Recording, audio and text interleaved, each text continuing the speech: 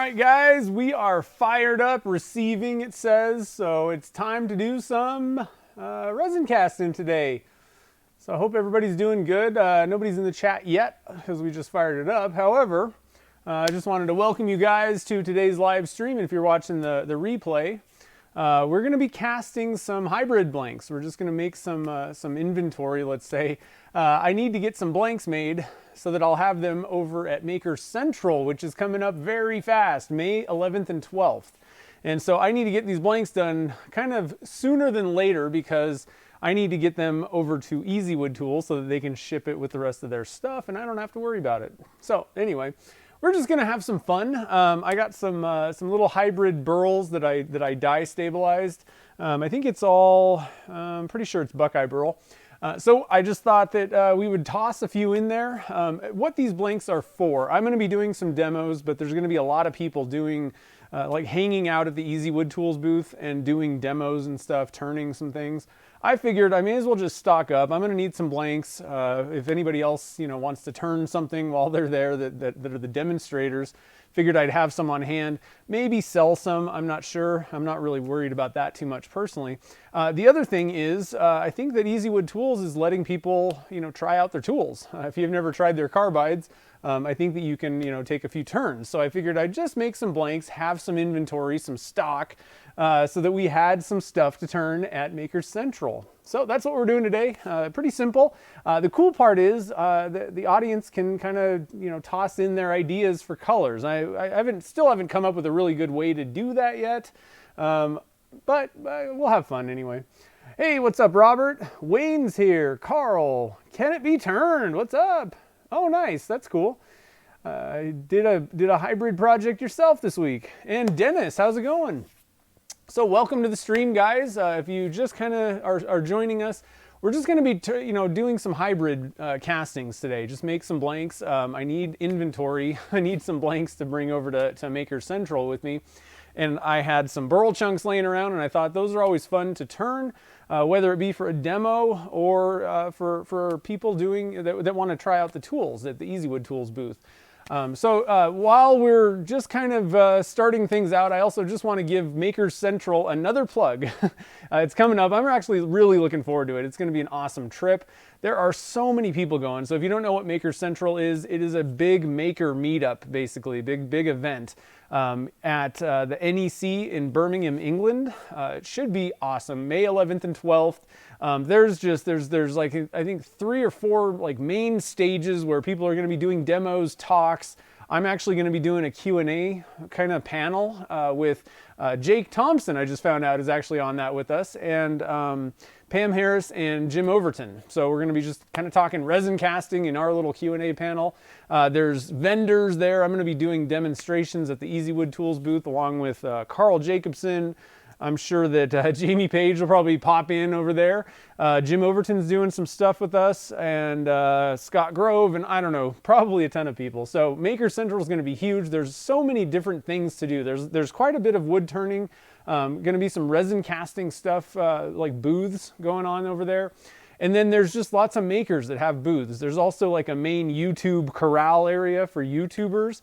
So if you want to meet your favorite YouTubers, there's going to be some huge names there. I definitely recommend checking out Maker Central over in England. Let's see, I'm going to get the link just in case anybody wants to learn more. The other thing is I would recommend getting tickets sooner than later. I believe, if I remember correctly, they sold out last year. So better to not, make the trip and then not be able to get in. So let's see who else is here. Robert, Mike, how's it going? Dave, how's it going? Let's see, any good place to look for used pressure pots? I have no clue. I've never bought a used pressure pot. I would probably look. My only issue is I don't even trust the cheap ones that are brand new personally. So used ones, I don't even know what to look for in them. But I'm guessing Craigslist would probably. Well, the pressure pots that we use are used in the paint spraying industry. So somebody, I don't know exactly what people use them, but if you know some people, I guess in the paint spraying industry, they might have some used ones. Let's see. Wayne, nice. Welcome to the stream. Let's see. Yeah, eBay, I guess. Let's see. Doug's here. What's up, man? Mateo, how's it going? Thank you. I appreciate it. All right, so I think we're starting to get people filing in. I'm going to switch camera views, show you what I got going on right now if you didn't see the post on Instagram. So I got these little burl chunks, and in the post, you might have noticed that they were just like kind of triangle pieces. What I've done here is I took it over to I have a disc sander, a 12-inch disc sander, and I also have one of the rigid like belt / spindle sanders, and I had it on belt sander mode, and I just put some ridges in this just to make it a little uneven so they weren't just, you know, triangles. I like to call these, I always think of these things, I call them moon rocks when you make these little kind of weird faceted rock looking things. So just adding a little bit of interest to something that was otherwise just kind of flat, you know, flat sided. So I just have a bunch of them, and basically we're just going to toss them. We'll probably do one of these molds. This one could be kind of a cool dragon egg type thing. So I thought we'd just toss this in my 2-inch by 6.5-inch mold. Maybe put something at the other end of it, you know, down here. Might have to do a little bit more sanding to get these guys to kind of fit in here. But so we got this mold, we got a 3-inch mold, and I thought we'd just toss in a bunch of moon rocks and then throw some resin around it. And then I thought we could do a couple of stopper-sized 1.5-inch pipe blanks. So that's what we got going on. Just casting some worthless wood, or I don't know if it's worthless. It was pretty expensive actually, but casting some hybrid wood. So it should be kind of fun. Let's see here. You're going to be, oh Brett, you're going to be at your friend. What's your friend's booth? Who's your friend so we can find you? Any thoughts on using ironwood? I don't think it stabilizes really. You don't really need to. It's so dense. I would just probably toss it in there. Maybe like hit it with some acetone or something to kind of take out any oils, but I think it should work. It's going to be really hard, but it should work okay. Let's see. All right, so first thing, we pretty much already have this thing set. What I want to do is, we can just kind of toss this guy in there, maybe sideways.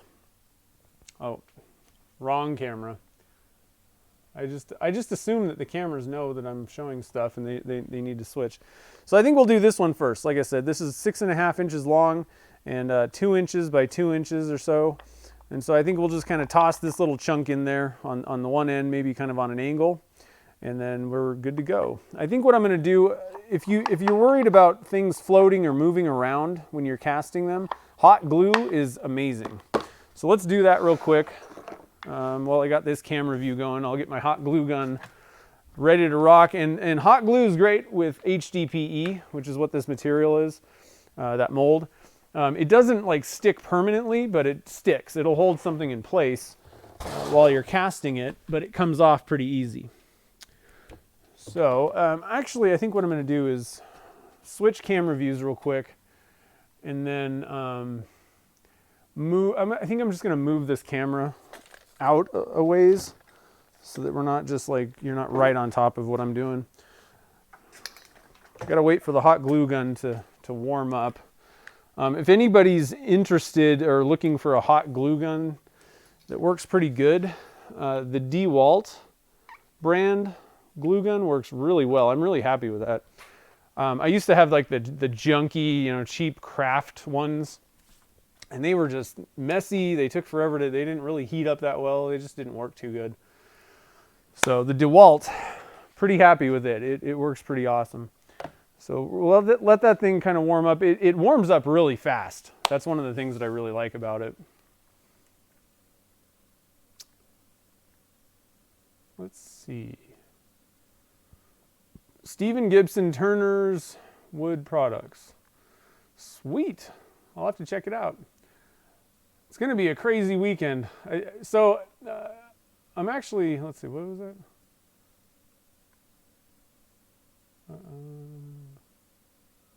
Okay.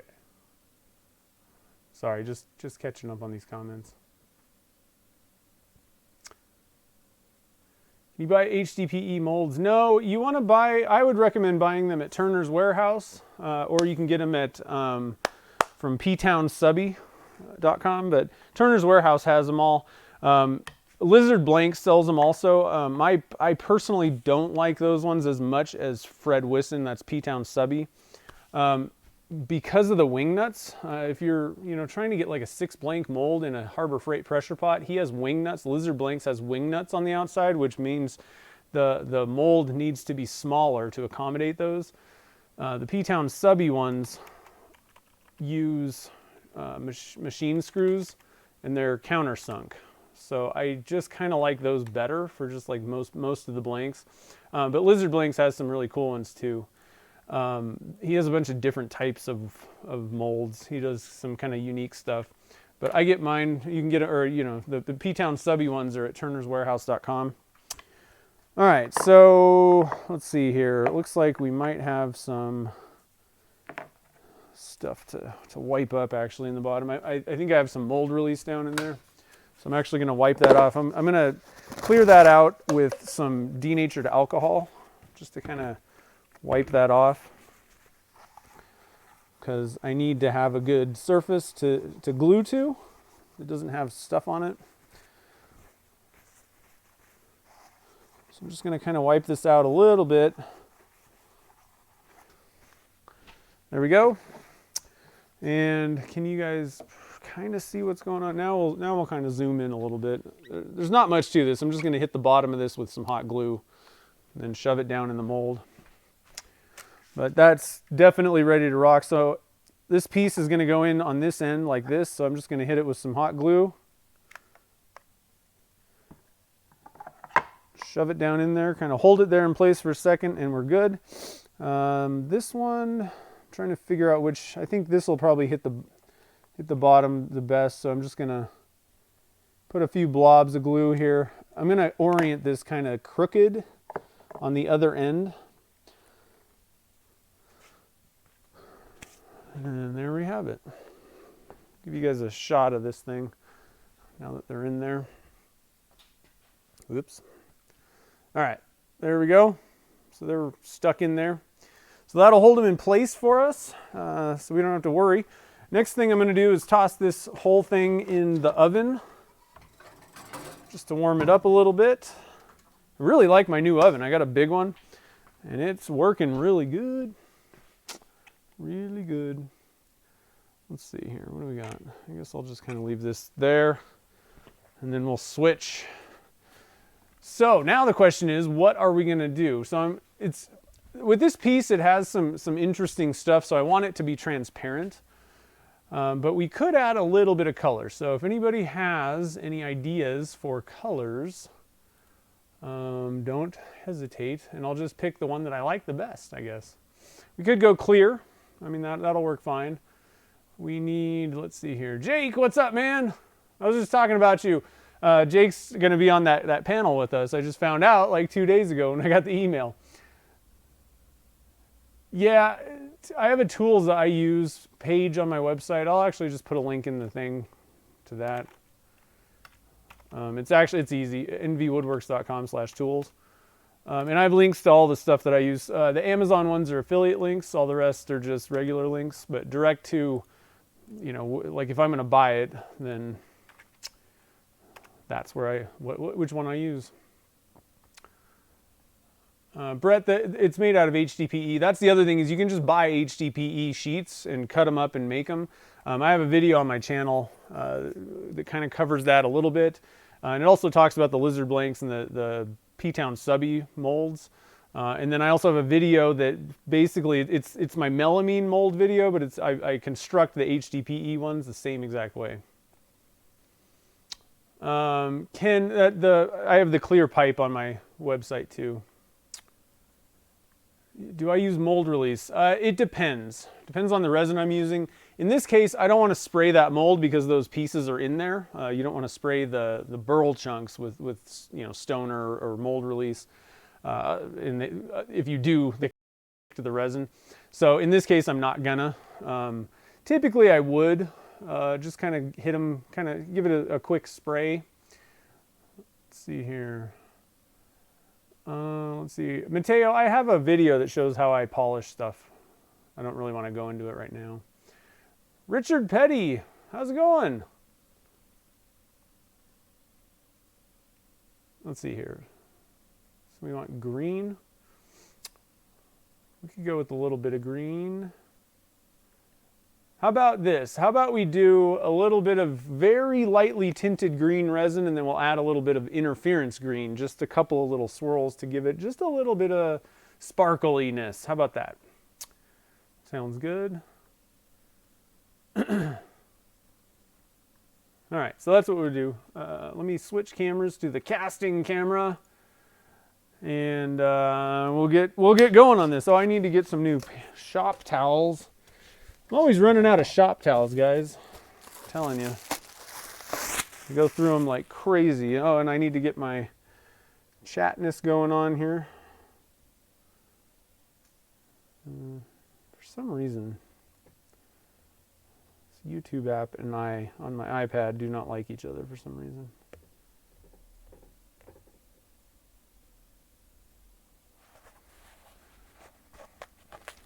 And I can kind of keep an eye on the chat a little bit. I'll probably miss some questions because you guys are just chatting it up. Yeah, so who's, is anybody, let's see, Brett is going to Maker Central, I know that. And Jake is. Anybody else going to Maker Central? And if you are, what are you excited to see the most? Man, there's going to be a lot of stuff going on. It's going to be cool.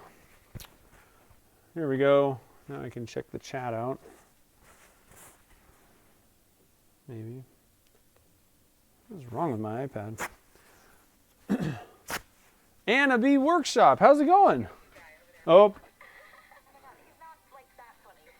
Well, how do I turn this on mute? Skip the ad. I really need to get the premium thing. I was waiting to get, how do I turn the mute on? There we go. Now we're muted, I think. No, maybe not. Okay, now it's muted. Booyah! Good afternoon. When and where? Maker Central is in England, Birmingham, England, at the NEC Center building. I don't exactly know what that is. With Jeremy stuck in traffic. Oh man, but at least you're listening in. That's cool. Interference kind of, it's a weird, what does it do? Kind of hard to explain. It refracts light differently. It's just kind of a little bit different. It's not like your typical pearl.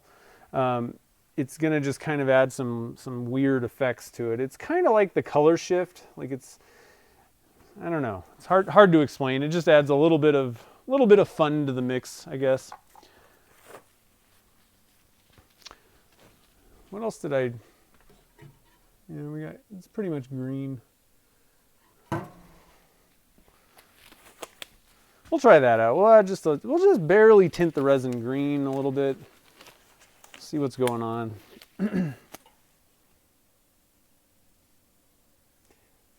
Are you going, Anna? Oh, nice, sweet. Well, I can't wait to meet you. Yeah, I know. Yeah, too much turns white. Just a little bit is what you want to do. All right, so I'm going to get my little book out. I always take notes when I'm doing casting because that way we can reproduce it and learn from our mistakes if we made any. Let me get a little something to write on there. All right, so we're doing Maker Central. And this pen is awesome. It's a digital pen. I'm always worried that I'm going to, like, I don't know, if we had ever had a fire or a flood or something, you know, all these notes that I take are written down. And a lot of my recipes for things, you know, blanks and colors and all that, are just written down in books. And so if they ever get, I don't know, destroyed somehow, I'm screwed. So I started using this digital pen, and it saves everything to the cloud. It's awesome. It converts it to my phone first, and then it saves it to the cloud. Pretty sweet, so I never have to worry about that anymore.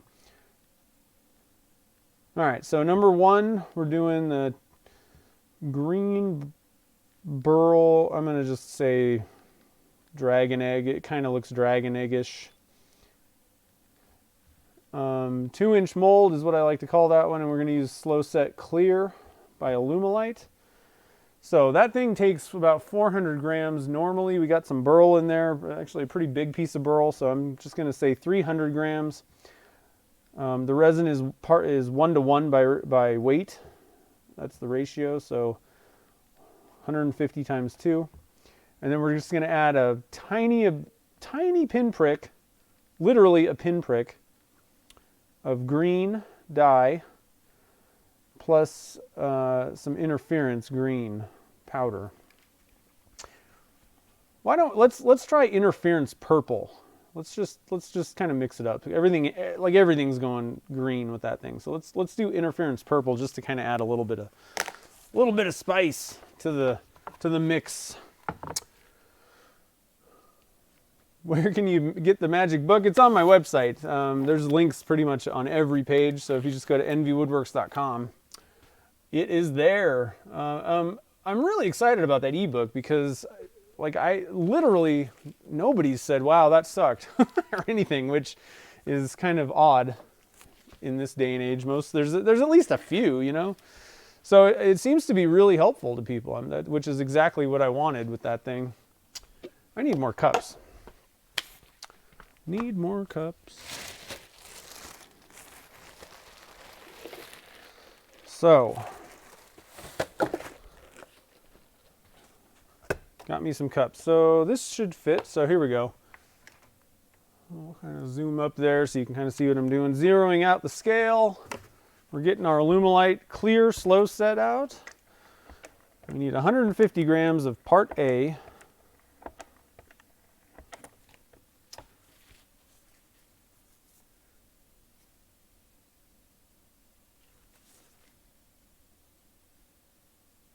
Hey, what's up, Brian? You say it Brian or Bryn? It's a cool name, by the way. I like that. But I don't want to say the wrong name. Sneaking up on 150. It's kind of fun when we're just making some hybrid blanks. Just having some fun.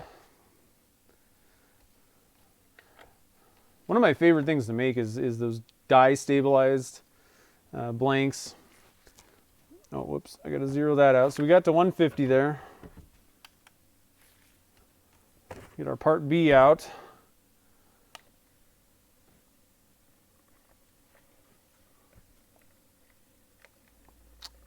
But yeah, the dye stabilized chunks and just a little bit of resin. One of my favorites to make. You always get good results.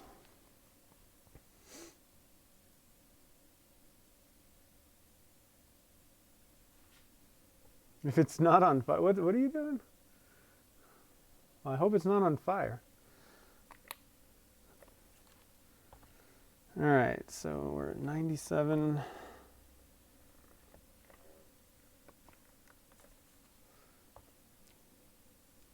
$130.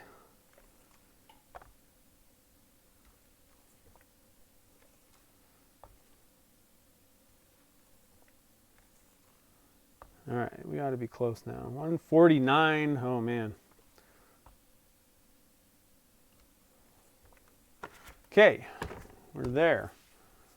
What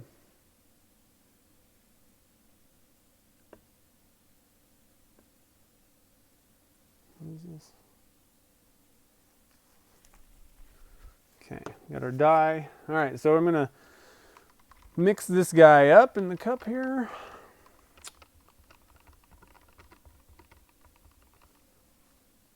Bryn. I think that was the second one.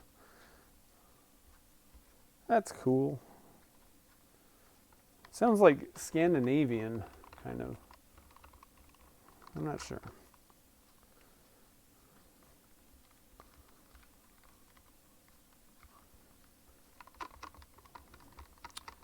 Get all these part A's and part B's mixed together nice and well.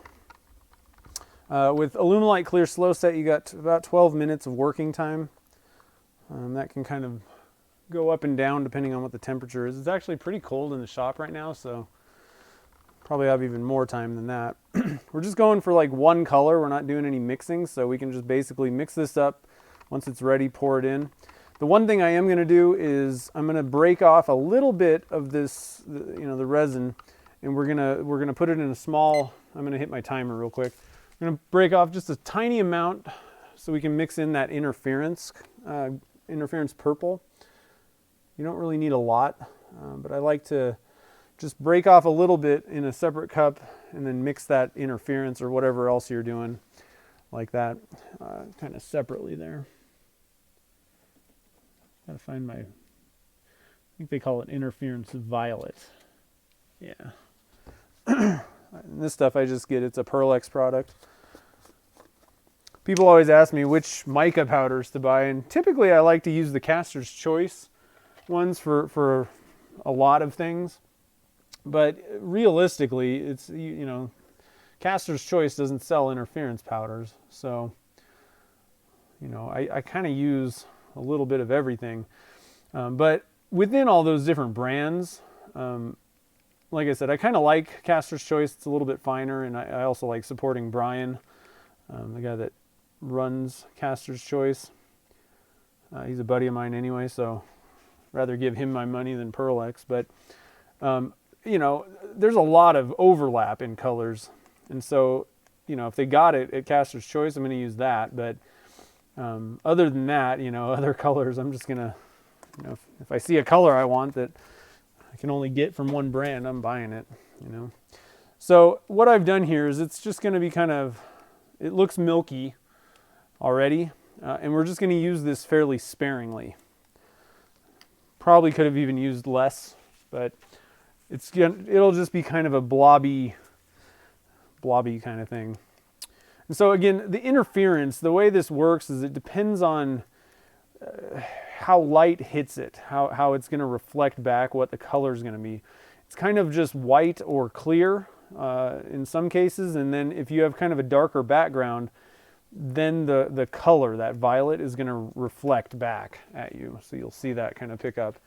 It's kind of just like a ghost color in a sense, or something like that. Kind of ghosty.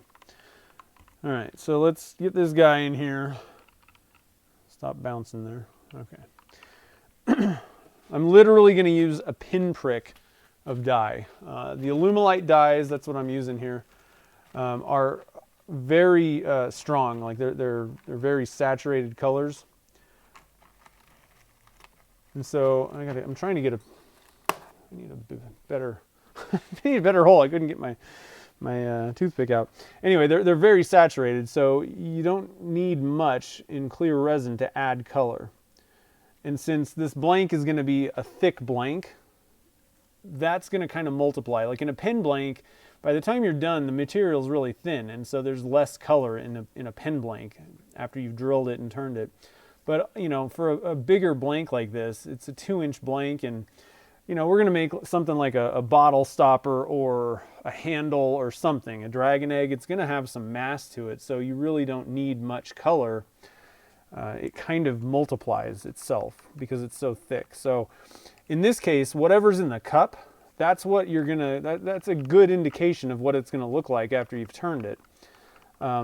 For a pen blank, though, you really need to kind of like pull out a little bit and see, because right now, if this was going to be pen blanks, like it's pretty much clear. You can't really see much of that color, but in the cup, there's a lot more of that color. I want to add just a little bit more, so I'm going to go get another toothpick. Hopefully I can get one out of this box. Not too much trouble. There we go. Made the hole bigger. But this is how I like to do it. I like to just kind of sneak up on it using literally pinpricks of dye. And then that'll get you exactly where you want to be. Maybe even just a little bit more. And this isn't a color specific that Alumilite makes. It's something that I create myself. You can mix and match, multiple colors together to get whatever color you want. This one's a little bit of a lighter green that I've mixed. That's kind of fun. You can kind of create your own recipes. It's not really adding a whole lot of color, so I got to keep going. I want to just add just a little bit more color to this. It's a pretty light color combination already, so Kind of not surprised this is taking a while. Yeah, the green straight out of the bottle, and I would actually say this for a lot of Alumilite's colors, they kind of have a blue cast to them. They're heavy on that blue side. So, you know, for some people that are kind of used to like artists' colors, you know, like acrylics or whatever, they're not going to be the same as like, you know, your red, yellow, and whatever the primary colors, red, yellow, blue,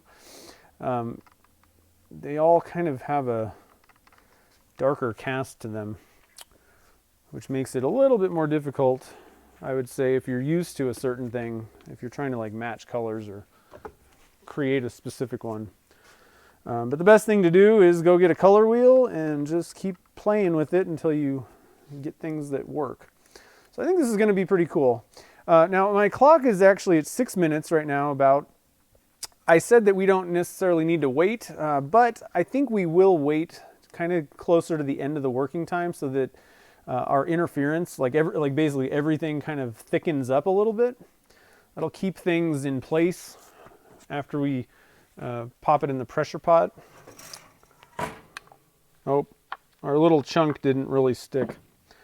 The glue didn't stay on there. That's all right. If it floats, it floats. Probably won't float, but it will. It could move around on us, but it's not really a big deal.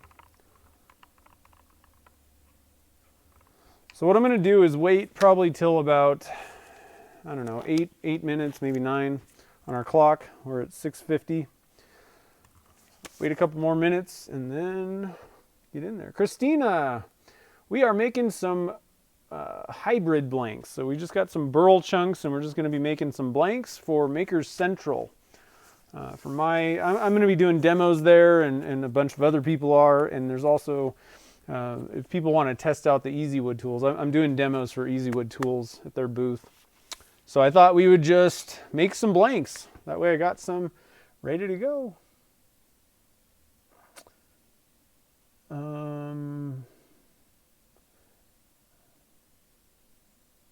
No, it's actually next month, or a couple months. It's in May 11th and 12th.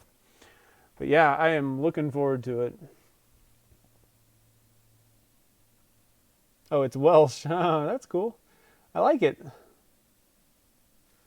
It's the Royal Scale. I don't know. I don't have a Sam's Club membership. I have a link to the scale that I use on my website. I really like this one. I've tried a few. This one has a wide range. You know, it can go to pretty low. It's pretty accurate. But it also can go pretty high. That's kind of tough to find sometimes.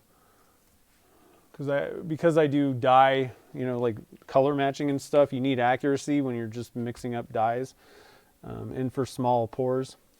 But I also do big ones, so it's nice having one scale to do everything. All right, so we're ready to go. It's about 8 minutes, 30 seconds. I'm just going to pour in our green here. I think this will be kind of cool, hopefully. So what I'm doing is you want to pour to the bottom, the lowest point, and let that resin just kind of flow up around in any crevices or cracks that you have. So yeah, that one is kind of floating a little bit. That's okay. I'm not that worried about it.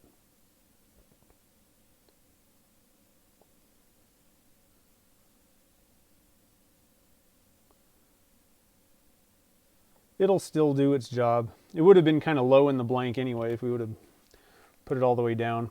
Okay, so what I'm doing here is I'm just going to add a little bit of this interference, like little trails of it basically. And we're going to basically just kind of push it around down in there, get it wherever we want, and it'll just kind of create some effects. Depending on how the light hits the blank, it'll show up basically. And actually having this thing kind of float free, it'll help us to kind of get our, oh, there's some hot glue on there. I'm going to keep this side up. I almost forgot about that. Just want to have a little bit of some wisps. It's probably not coming up really on on the camera here, but I'm just basically just pushing this stuff around, trying to get it into the little peaks and valleys of that one blank. And I'll just kind of push it around in here and just kind of do whatever you want with it. We're just adding little wispy trails. It's kind of like happy trails.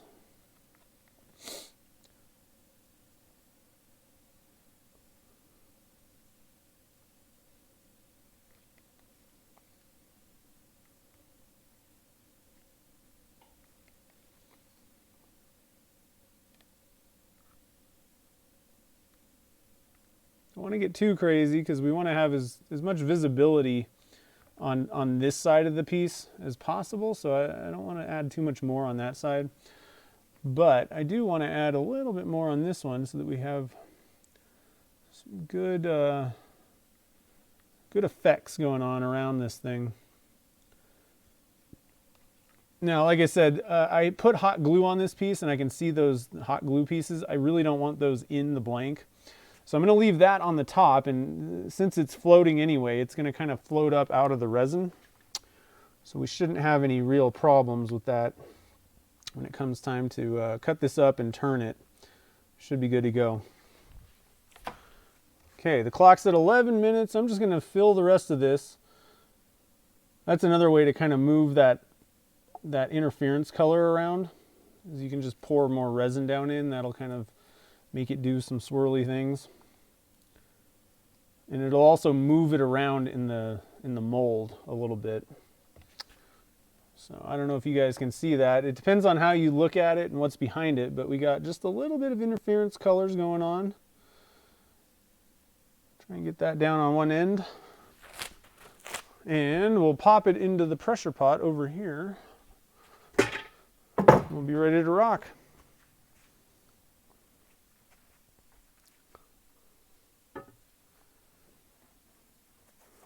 Took my gloves off and got resin all over myself. It happens. All right, and then we're going to pressurize this to 70 psi. And it'll be ready in about, I usually leave these things in for about 4 hours at least.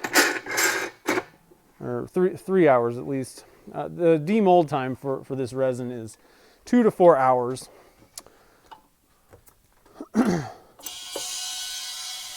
I usually, if I'm in a rush, I'll pull it out in 3 hours and it'll be done. But there's no harm in leaving it in longer. However, if you did pull it out before it fully set up, that's a problem. So longer is always better. Better to err on the side of caution. Hey, Rick. Oh no, Randy Mick. Thanks for the super chat. I appreciate it. I appreciate it. Super chats are always greatly appreciated around here. Let's see here. I'm not sending them. I'm actually Easywood Tools. I'm going to send them to Easywood Tools first, and then they're going to ship them on their skid. That's why I'm doing this so early. Actually, I need to get these things ready so that I can ship them to them, so that they can get them on the skid and everything's good to go. All right, so let's do these guys. We'll do both of them at the same time. These are I use these for stoppers, bottle stopper blanks. They're 1.5 inch PVC pipe. Make sure we're on the right camera. Okay. And I have a pretty easy way to deal with these things. I just have a piece of hdpe, and then we just glue them on there basically. So we can, do that. You could also use, like a silicone plug or tape the bottom. But I find that this is just kind of the easiest way to not have any leaks. So I'm going to try and get a good shot here, get kind of zoomed in a little bit on this guy while I do this. Hopefully that's looking good. So we got our hot glue gun plugged in, ready to go, and let's see. First, before I do this, you also have to use that stupid camera thing. The other thing is you need to use mold release on PVC pipes. So I'm going to spray those first. I'm going to give them a good spraying using Stoner mold release. Stoner urethane mold release. And we're going to be using Alumilite resin. After I spray them, I like to take some acetone. So just put a little bit of acetone on this and just wipe off the bottoms, just to make sure that that hot glue and everything sticks well. Just in case it kind of covered that bottom edge, I want to make sure I have a good seal on the bottom. Don't want no leaks. And then we just glue the heck out of this. This is one of those cases where you don't want to be shy. Put as much glue as you want, and then when you think you're good, add a little bit more, because you don't want them to leak, obviously.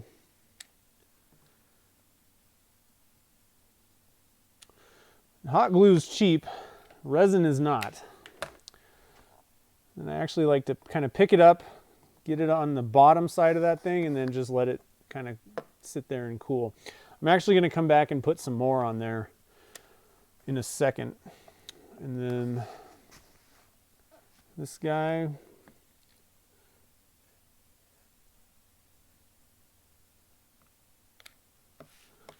Oh.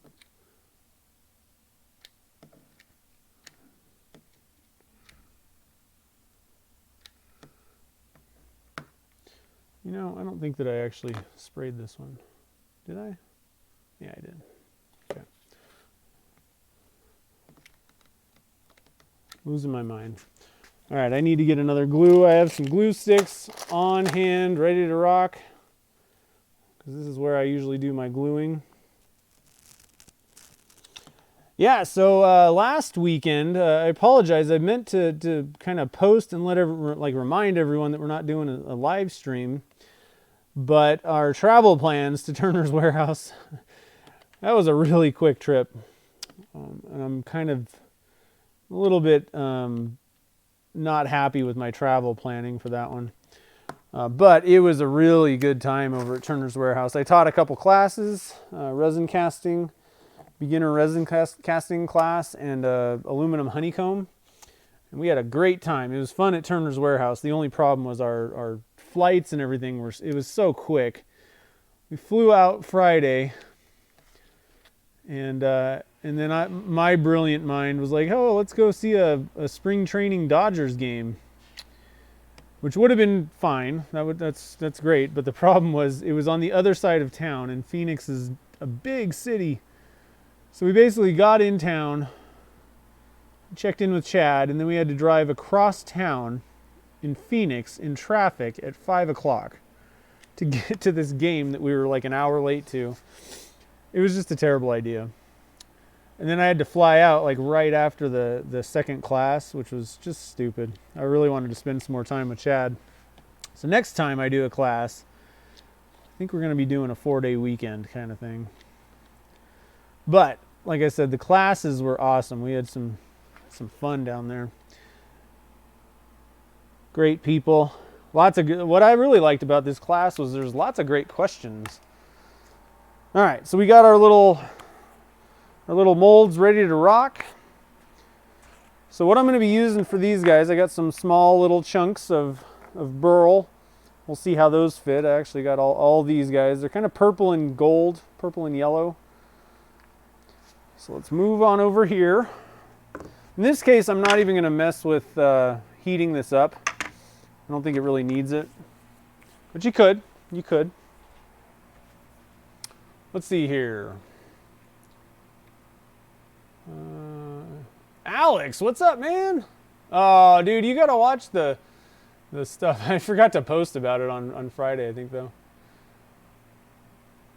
Yeah, the color, those pieces are dye stabilized using cactus juice with dye in it. Shauna, how's it going?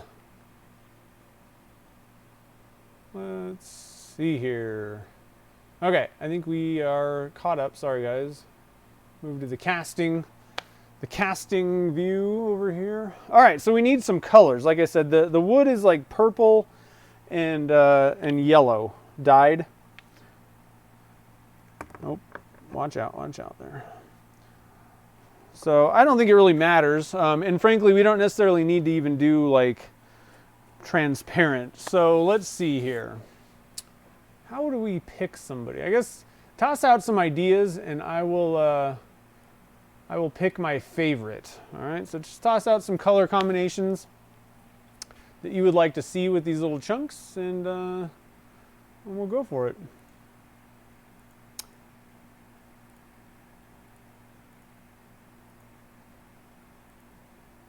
All right, I'm actually going to switch to the intro view while we're waiting. Is there any other? One thing I also wanted to mention, guys. I got one of those shark or not shark, alligator jaw pen blanks ready to go. So I'll turn this and I'll probably just do a video. I ended up picking the. If you were here for the stream when we did these, I did one where everybody picked some kind of random colors. And so we had like a dark red, like a crimson red is kind of what we were going for, with yellow, gold, and I think there was another color, maybe pearl white. Or actually, I think it was solid white. So kind of a random color. So I decided I wanted to see how that turned out. And then the gator jaw is the turquoise stuff, this greenish, whatever, aqua. So I'll be turning that up. I'm excited, and I still have the blanks that we made. And once that video goes up, I'll have these available on my short runs section of the website. Let's see, blue and orange. Blue and orange. Red. Yeah, I could agree with that. Red that would go good. Glittery style. I don't really have any glitter on hand. I just got done making some blanks. So I don't really have any glitter to spare for this. Do I have anything else that's kind of fun? I'm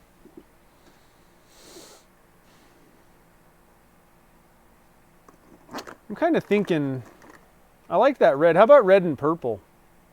Or I guess we already got some purple going on in there.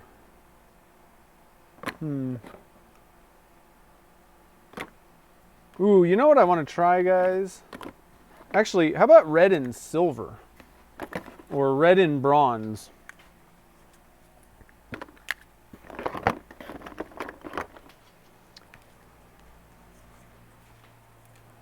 What do you guys think about, oh, wrong camera. And it gets what she wants, yeah. Mother of pearl. I don't have mother of pearl with me. Graphite color. You mean the pewter? Red and bronze. Casting a blank inside a blank?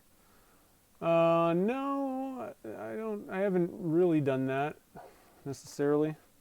So what's going on here? Casting. Let's get the right camera going. So we got red, and this is actually pewter, but it's kind of a silver color. And then, or red and bronze. Bronze is kind of an interesting, different kind of color. Or, you know, actually, let's toss out the bronze. I'm going to swap that with antique gold from Caster's Choice. Is really cool. It's kind of like a, I don't know, like an orangey gold. So that'll kind of sort of go with the yellow and the purple. So let's see here. I'm not going to do the pewter, the Alumilite one. Red and gold. Shauna likes red and gold. Okay, so we're definitely doing red. I like that idea. And so I'll use the blood red from Caster's Choice. That's a really good red powder. And I don't know. I'm kind of leaning towards the pewter from Caster's Choice. Plus, I kind of want to try it out and see how it looks. I think that'll kind of go better with the purple and everything. So let's do that. Let's do a red and pewter. I guess let's just do that for both of them. Now, these things take, I want to say like 60 grams total. We're going to be throwing some stuff in there, but let's just say, I'm just going to wing it and say like, we're going to mix up 50 grams for each one of these. We'll probably have some left over, but I'm going to have a pipe ready in case we do have some left over. I'm going to spray it with some Stoner, and it'll be ready to rock and roll. We'll just dump the rest in there. It's always good to have some sort of a mold handy, and I try to. Sometimes I kind of forget to, you know, but so that'll just be for the leftovers. All right, so like I said, about 100 grams total for both of these guys. So 50 times 2.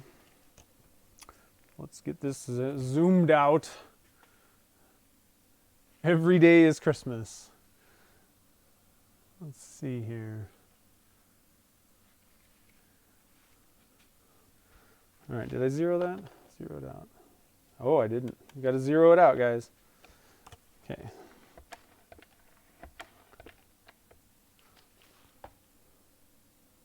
Oh, I got a little excited there.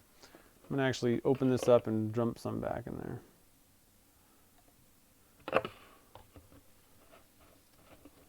Dump a little bit more back.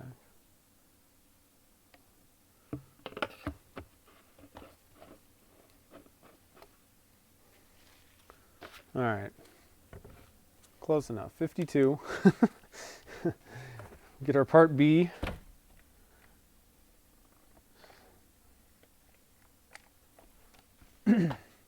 So went snowboarding. We just keep getting winter up here in Tahoe. It's been pretty awesome. We got some small storms, but we got a little bit of, like an inch or something up there in the mountains, and it was a pretty good day. The snow was pretty good. I was having a good time. So did a little snowboarding. All right, 52 and 52. Get this mix in here.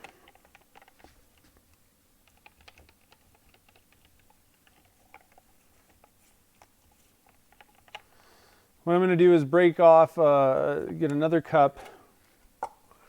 And this time we're going to need to wait to mix the colors. So when I've gotten this fully mixed up, I'm going to hit the clock.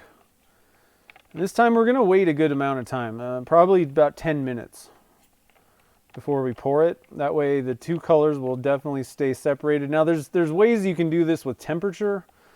Like you base it on temperature, which I like that idea, but I don't know. I just don't have any practice with it personally, and I know what the timing is depending on temperatures. But why I say that is that was probably really confusing. I know how long to wait depending on what the temperature in the shop is, but you can also heat like go by the temperature of the resin as a way to know when to pour and it won't bleed. I haven't done that really ever. I always did it by just time.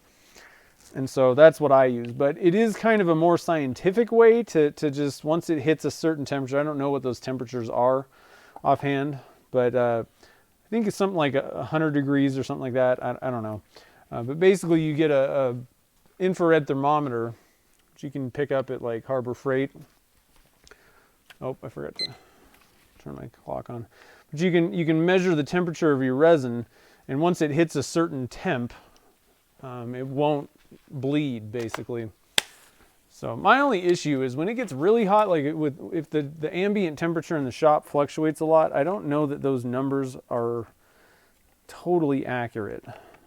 And I don't really feel like doing the testing. I know exactly how long to wait. Depending on what temperature it is in my shop, so I just don't need it personally. There's lots of different ways to do it. Yeah, it's gonna color. It'll cover it up, but the point is you're gonna turn into this. So you're gonna have some parts where there's some burl, some parts where there's burl and pearl. We're gonna kind of load these little things up, but you're definitely gonna turn into this stuff, you know. So it'll be a mix. We're going for opaque. You could put a little bit less in, you know, and have it a little bit more transparent. That's one thing to do. And actually one thing that we could do, how about this? We're gonna dump the pewter. We're gonna get rid of pewter. Let's do something different. I haven't actually made a stopper like this. We're gonna add the blood red to some of the resin, but we're actually gonna mix clear and blood red, basically. So that way you're going to have some depth in the clear areas, but you'll have the blood red also. So what I'm going to do is we're not going to make this a 50-50 split. We're going to go, oh, and I forgot to take notes. We are going to go with,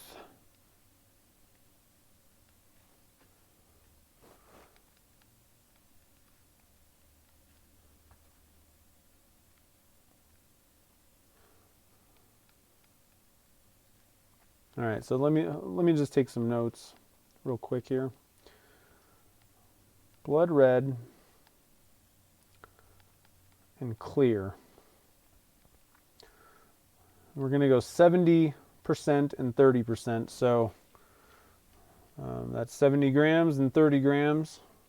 30 grams is going to be the blood red. 70 grams is going to be the clear.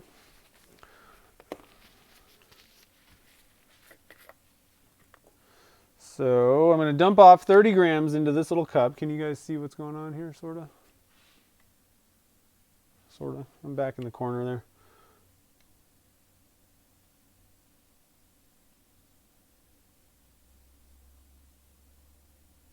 This is a pretty cool way to get some different looks, rather than just, you know, color swirls or whatever. Adding that clear in there, especially with some burl, really does, it creates some really cool effects in the blanks. And then for this, let's see, 30, we're just going to add an 1/8 teaspoon of blood red powder. That should be plenty. Mix that in. I think these are going to be pretty cool. So we'll have like kind of a pearly. We'll have this kind of the burl with the you know, once the resin hits this, it's going to really shine up. It's going to pop more. And then we'll have some clear, so you can kind of see in between both of those types of layers. I think these are going to be some pretty cool blanks. I think it's Buckeye burl, pretty sure. Yeah, I actually like the, I actually like to call these moon rocks. And so I just put facets in it using that, it's like the end of my belt sander, so, or a spindle sander, like, you know, something round, like basically like it's round, and I just, you know, put facets on these things, and then I like to call these like moon rocks. And you get some pretty cool looking blanks out of them.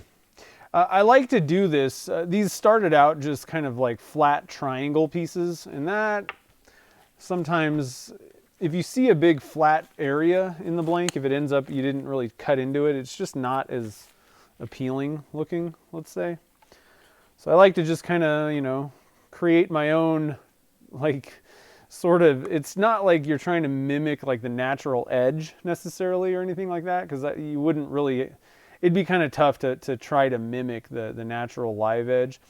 So you're just kind of creating something different, but there's no flat areas. So you can just kind of toss these in and they look good no matter what. Pretty fun.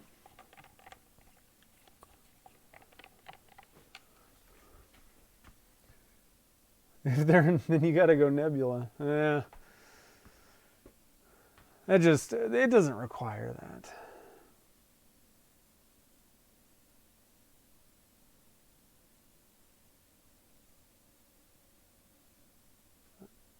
Well, I'm glad that you got done with your glasses. Actually, my wife needs new glasses. I don't know.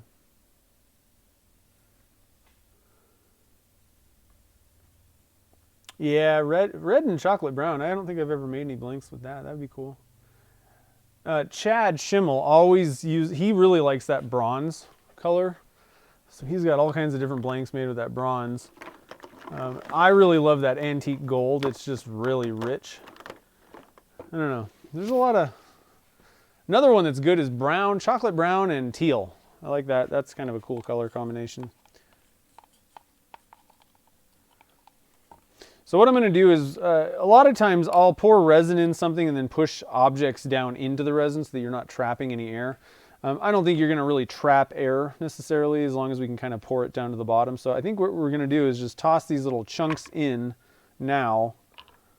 Just going to kind of, you know, whatever.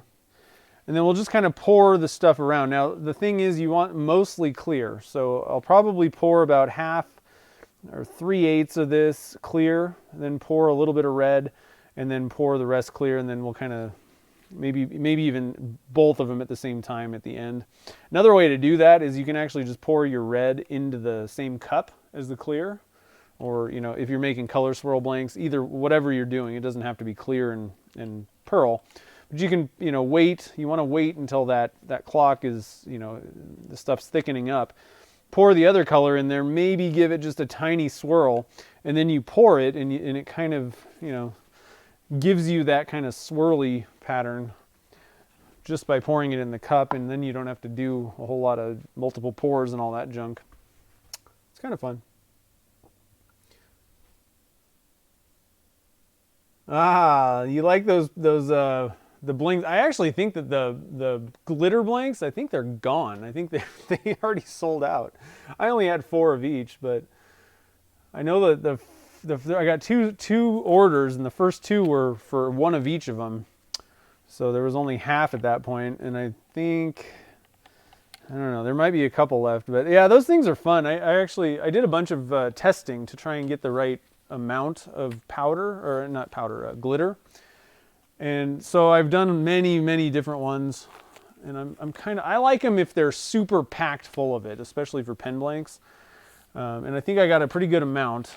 It's quite a bit, but I don't know. I like the way they turned out. So I finally got them done and said, hey, they're ready to order.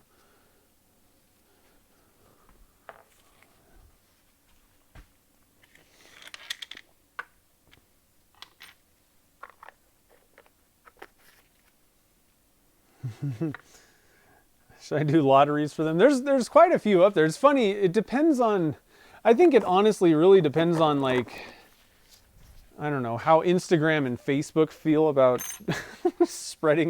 sharing my posts when I post about them, or like what time of day I post, because sometimes I'll post, and be like, oh, there's a new blank up, and like nothing, crickets.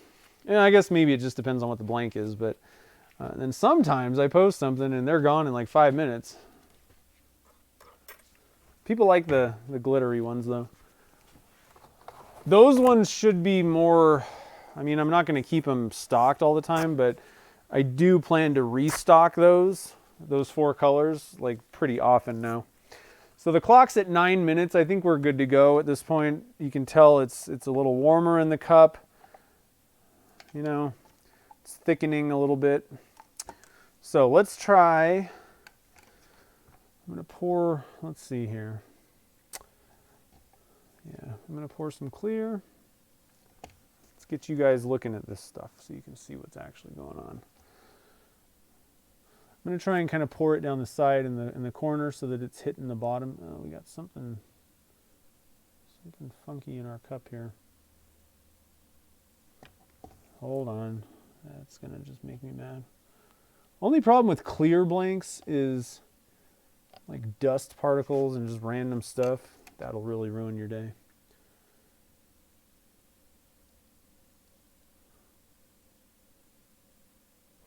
Hopefully I have enough resin. Shoot.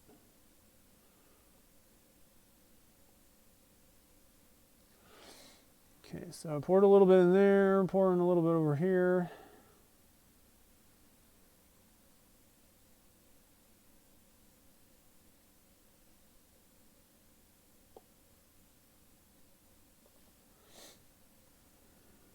Pour a little bit more over here.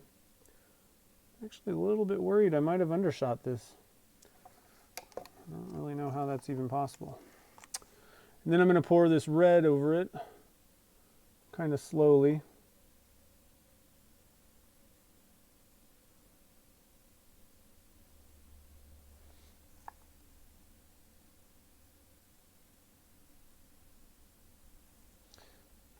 Okay, and then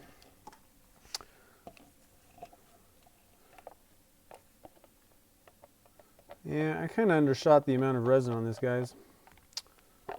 You really need more clear. That's okay.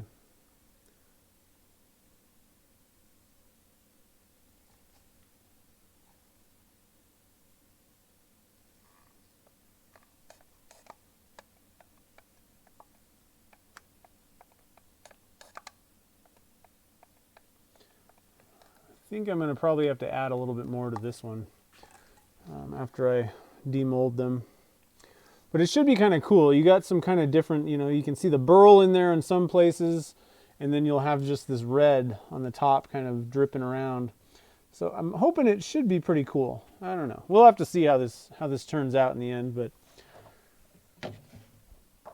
little disappointed that I undershot the amount of resin that we needed though. So I'll try and get a second pour on top of these to fill it up within 24 hours. So like basically tomorrow.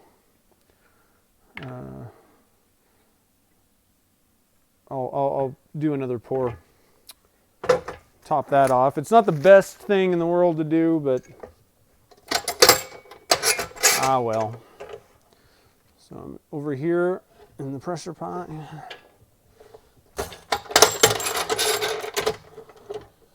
We'll get this up to 70 psi.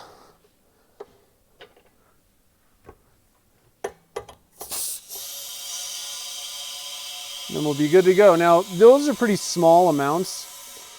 You know, it's only about like 50 or 60 grams in each one.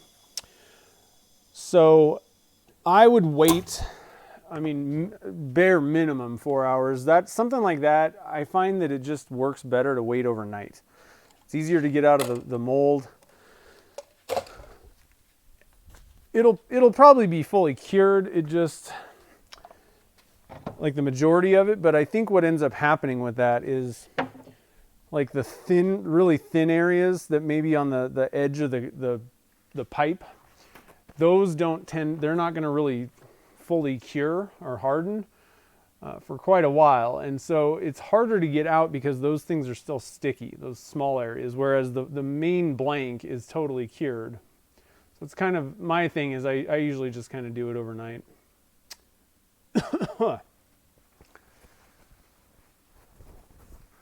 You like the bling and I gotta be honest, the glitter blanks are killer. I love them. I was so surprised by that too. So here's one of them. I mean, I'll show you guys. Here's one of those glitter blanks. They're killer. Like, I mean, hopefully it'll kind of show up with that or focus. But isn't that awesome? I was like, wow, that's like one of the coolest things I've ever seen. It's pretty fun. All right, let's do the 3-inch pipe now. So we're over here. We're gonna do a 3-inch PVC pipe. This will be a little bit bigger. We can make like a big dragon egg or a lidded box or a sphere, I guess. It'd be a little bit harder for like a demo. You could make I've used this for the weed pots or the bud vase type thing, a small hollow form. So lots of different things you can do with these 3-inch guys. And I was thinking basically just kind of like same thing, just load it up with whatever, you know, with a bunch of different chunks, maybe not the same exact shape.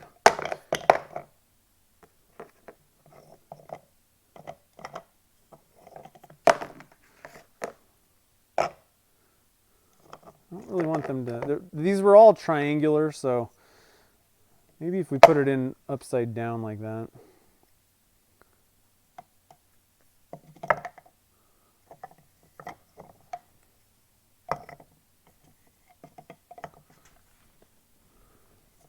These pieces are all kind of big.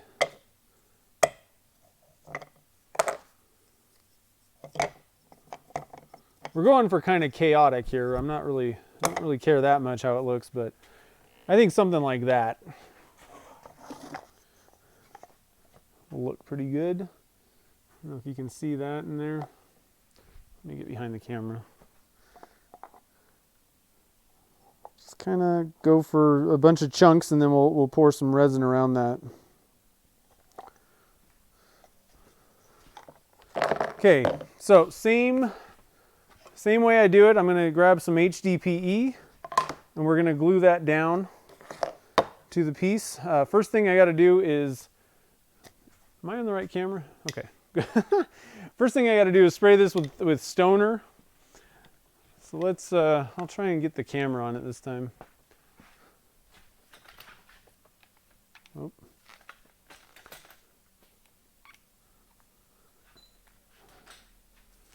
Oh, I'm pushing buttons on the camera. That's not good. Okay.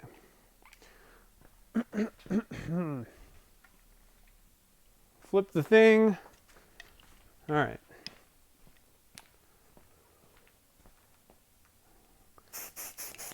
Oh, I lost my cap thing. Nozzle. Lost the nozzle, guys. Whew. I spray the heck out of this. I do not want my blanks stuck in the PVC. So that's what I do for that. Spray the heck out of it. Then we're going to hot glue it down. And the bigger the pipe, so like the bigger the casting and all that. Oh, what's going on? The more glue you want to use, I've actually had on a bigger, I think it was like a 4-inch pipe. I actually had the glue not stick, like it started leaking. That was a nightmare. So make sure that you wipe off both these edges. I'm going to actually hit this with a little bit of denatured alcohol on the piece of hdpe real quick. Actually, I'm just going to hit it with some acetone. The one thing about acetone on hdpe is I think that it kind of sucks out some of the, I don't know, I think it's moisture or something. I don't know. It does something to it. But I do want it to be clear. And then I'm also hitting this with some acetone just to kind of make sure that this surface that the hot glue is going to be touching is nice and clean. Okay, let that kind of dry off a bit. I'm going to get a drink while I'm waiting here.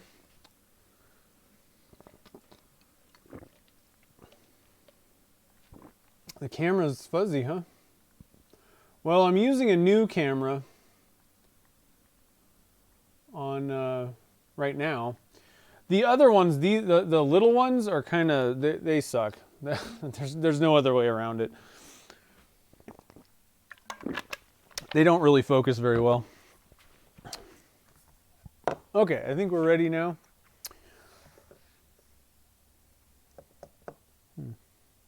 Oh, wrong side. Okay. I'm going to get some hot glue sticks ready to go because I'm going to need them. So again, you do not want to be frugal with your hot glue on this. Give it a good coating and then go back and just put some more coatings on just to make sure. You want to make sure that your resin does not leak out.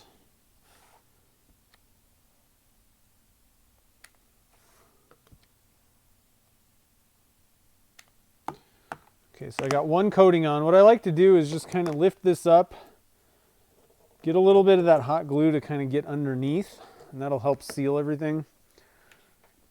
And then I need another piece.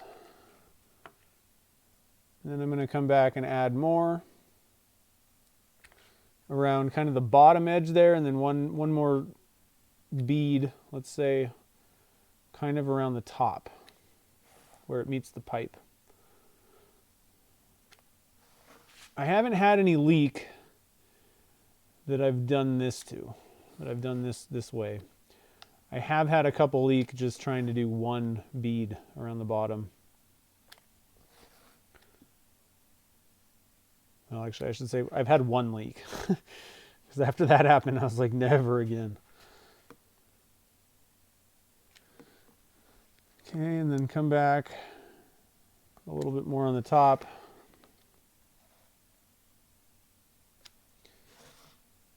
So baseball season is upon us, guys. Man, seems like it was yesterday the Dodgers were losing the World Series, and I was so angry about that.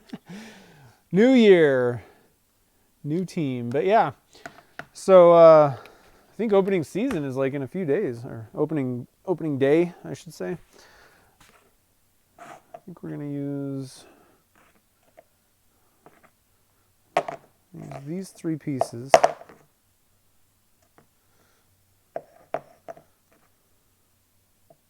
Okay. All right, now the other thing that I want to also mention, another part of the reason why I had issues and had problems with one of them, once you've filled, you know, and especially the bigger the pipe, the more this you know, you got to not do this. Don't try and pick up your mold by the pipe. And you're probably going, no duh, but I didn't think about it. I just figured, I don't know, I grabbed it quick. I was kind of flustered because it was leaking beforehand. But I picked it up like that, and it just dumped out. So make sure that, you know, once you've gotten this thing filled up, and I would say even right now, don't do that. Just pick it up from the base, and you won't have any issues. All right. So let's move over here. Move over to the casting area. Now, what colors are we going to put in here? And I would probably say transparent wouldn't be a bad idea on this one. A little bit of see-through. The camera that I'm using right now is basically, I just replaced the one that I had. But is it not looking good? Oh, you know, one thing I could check. Let's look at something, guys. Let's look at something.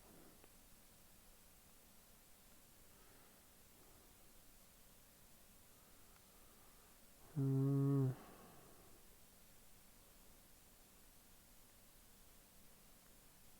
going to look at my settings real quick, guys. You guys can see it too. Isn't that fun? I'm going to switch to this camera and kind of turn this thing. Sort of. I don't know if you can see me or not. There. I'm going to see. Let me look at my settings just to see if there's any. If I did anything weird. One thing that I might have done might not actually be in the camera settings.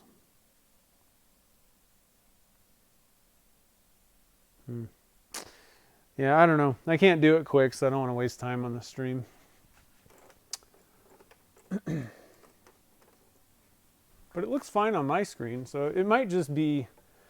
okay, you don't have... Yeah, I think it might just be your internet. The other thing is, one thing I tried doing this time was there's a setting in the YouTube stuff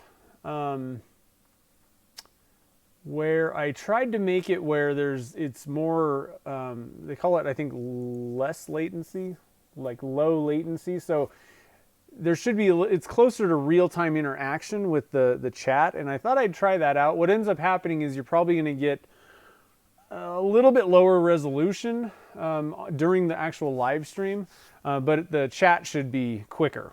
So like when I say something, it should, or, you know, I don't know, the interaction should be quicker. So I thought I'd try that out because I don't know that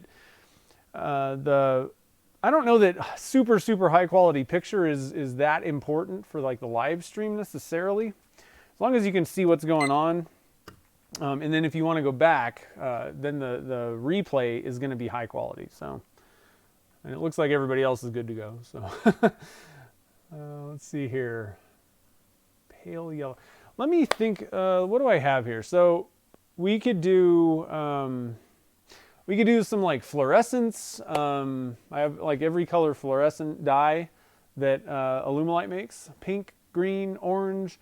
We could do some pearl colors. I got every pearl, every kind of metallic that you got.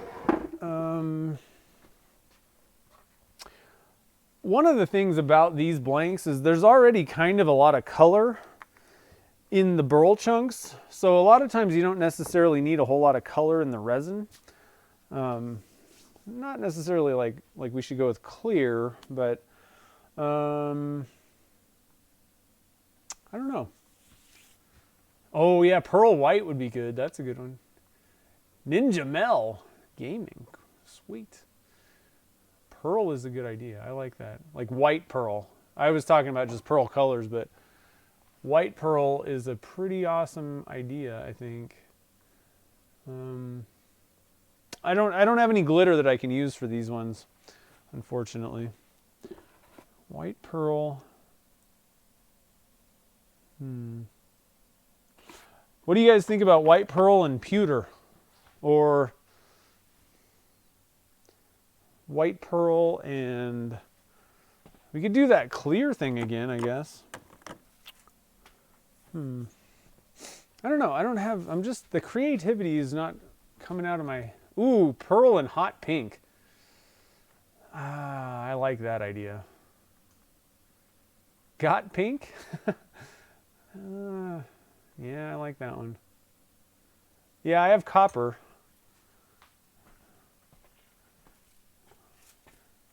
I do have copper. I don't think that that's going to be...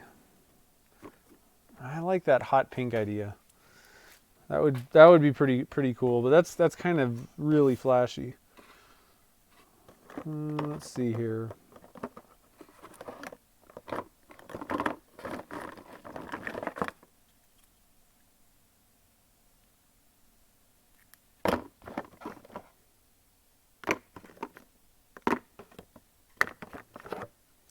This is the biggest problem with resin casting. If you have all these colors, you're like, I don't know which one to go with. What color should I use?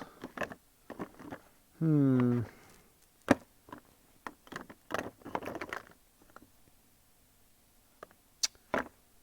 thought there was just regular copper, but I might be wrong. There's antique copper. I'm not finding regular copper. There's all kinds of different ones, but from Caster's Choice, antique copper. What else we got here? Sunset yellow's not bad. Yeah, royal blue. I was looking at that too. Yeah, my one camera is a refurbished Canon. Works, but it works just as good as all the rest. The other ones are they're webcams, and the problem is they're focused. There's no way that I can focus them. So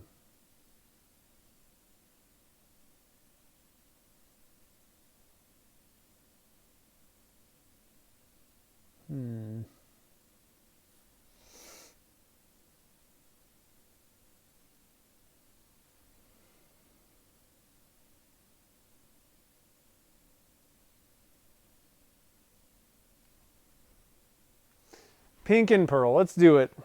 Lots of people are saying that sounds good. So one of my favorite colors is vibrant pink from Caster's Choice. It is like wicked. It's like a wicked pink. I'm gonna show you guys on the other camera because I can get behind the viewfinder and make sure that you're actually seeing what I'm seeing. Isn't that crazy? I don't know if you can see that very well, but actually. Let's zoom this over here, point it down. It should be a pretty good view. But it's like super, super crazy pink. So let's do that. Vibrant pink and white pearl. And let's go with this. I actually kind of like this pearl, micro pearl from Pearl-Ex. That kind of gives you that mother of pearl look. You know, like it's a little bit different than just a white pearl powder. So let's do that. Let's give it a shot. There's our casting view. Flossy. Yes, it's flossy. Okay. Sounds like a plan. Okay. So let me write down some notes real quick here. Number 3. We're doing a 3-inch. So what do we got left? Not a whole lot. Some smaller pieces. What time is it? 4:30. We're doing pretty good today. Not too bad. So we're doing 3-inch PVC. Oh, my pen's not. Only problem is digital pen, you got to make sure it is actually on. Otherwise, it doesn't record anything. Okay, so we're going to use slow set clear. I would like to use some liquid diamonds. I think let's do liquid diamonds on the last one. Just so I don't use all of my Alumilite. And liquid diamonds works fine. The problem is, that's the biggest problem I have with slow setting resins is like I don't have 45 minutes to just sit here and wait for it to thicken up so that we can pour multiple colors. So as long as we do like a single color with liquid diamonds, that's fine. We can pour it right away and I don't have to worry about it. But that's why I like using Alumilite clear because it's so much faster and you can get through things. All right, so the 3-inch PVC pipes. I got to look up some notes real quick. I can't remember how much resin I need for something like this. So let me look. This is why I got these books, so I can go back and look at stuff. Which camera are we on? Get this thing kind of up here. All right. No, that's not bad. Oh.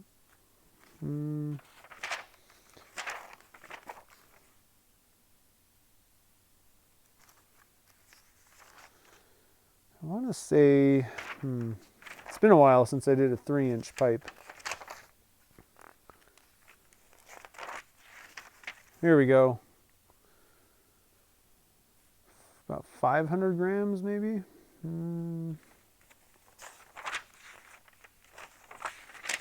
You got to kind of factor in there's going to be some burl in there. 350. Yeah, I think we're probably going to shoot for about at least minimum 400, maybe 500 grams.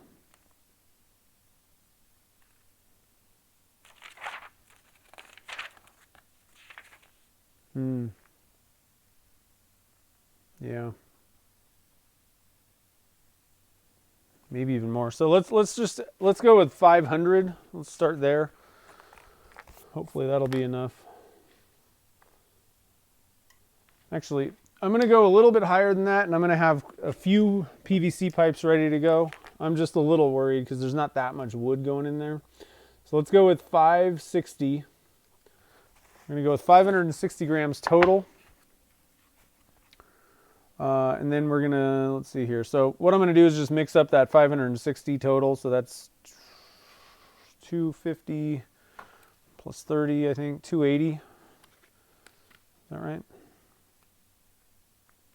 Yeah, 280 times 2. And then we're going to break it off. I'm thinking more white. So let's do, again, let's do like a 70-30 split, 70% white pearl, 30% vibrant pink, and let's see, 30% of that total is going to be about 170.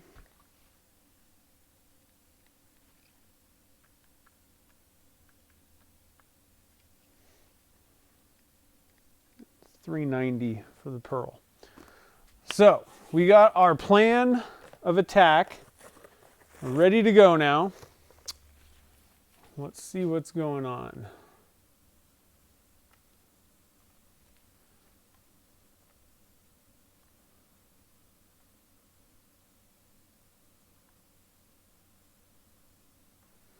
So if I mix the pink and the pearl, will it contain the pearl effect or just muddle the pink?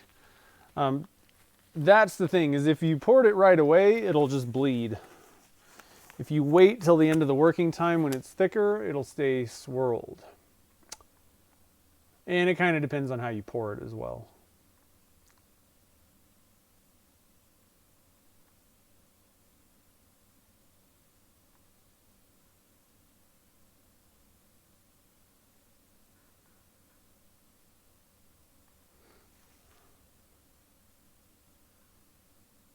Filling pipettes.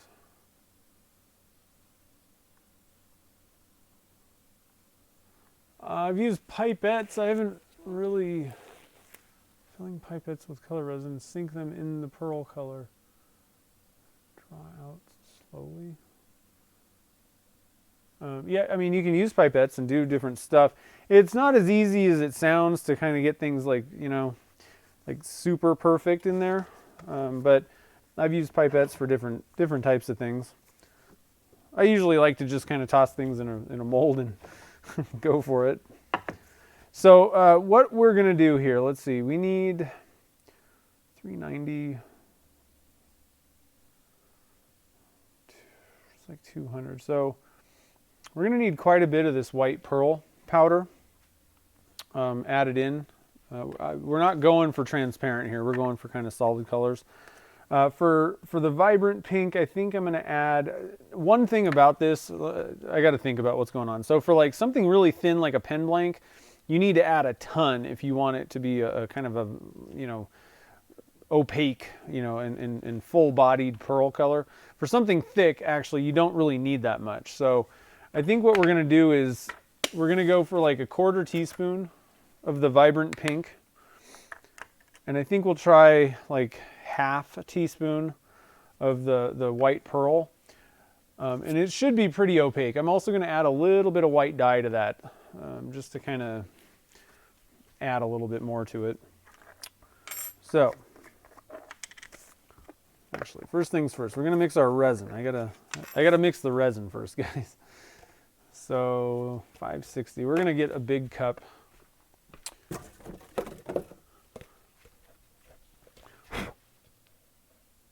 That one's used. We're going to get a new fresh cup. So this is a quart mixing cup that I'm going to use. That'll contain all of our resin. So 280 times 2. So 280 grams of part A, same of part B.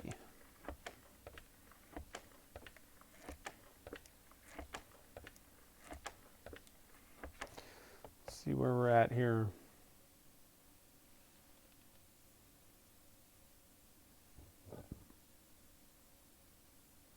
$235. We need 280.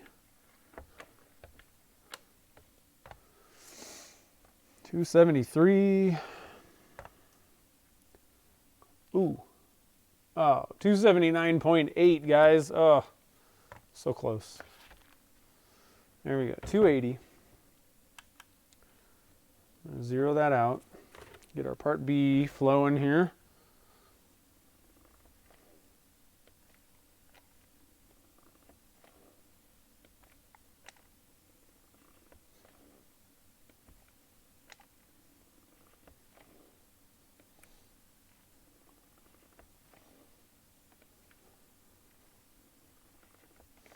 Where are we at?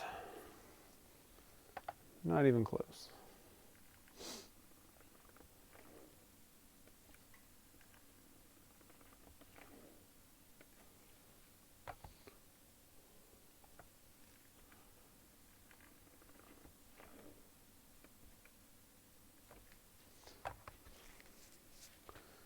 $271.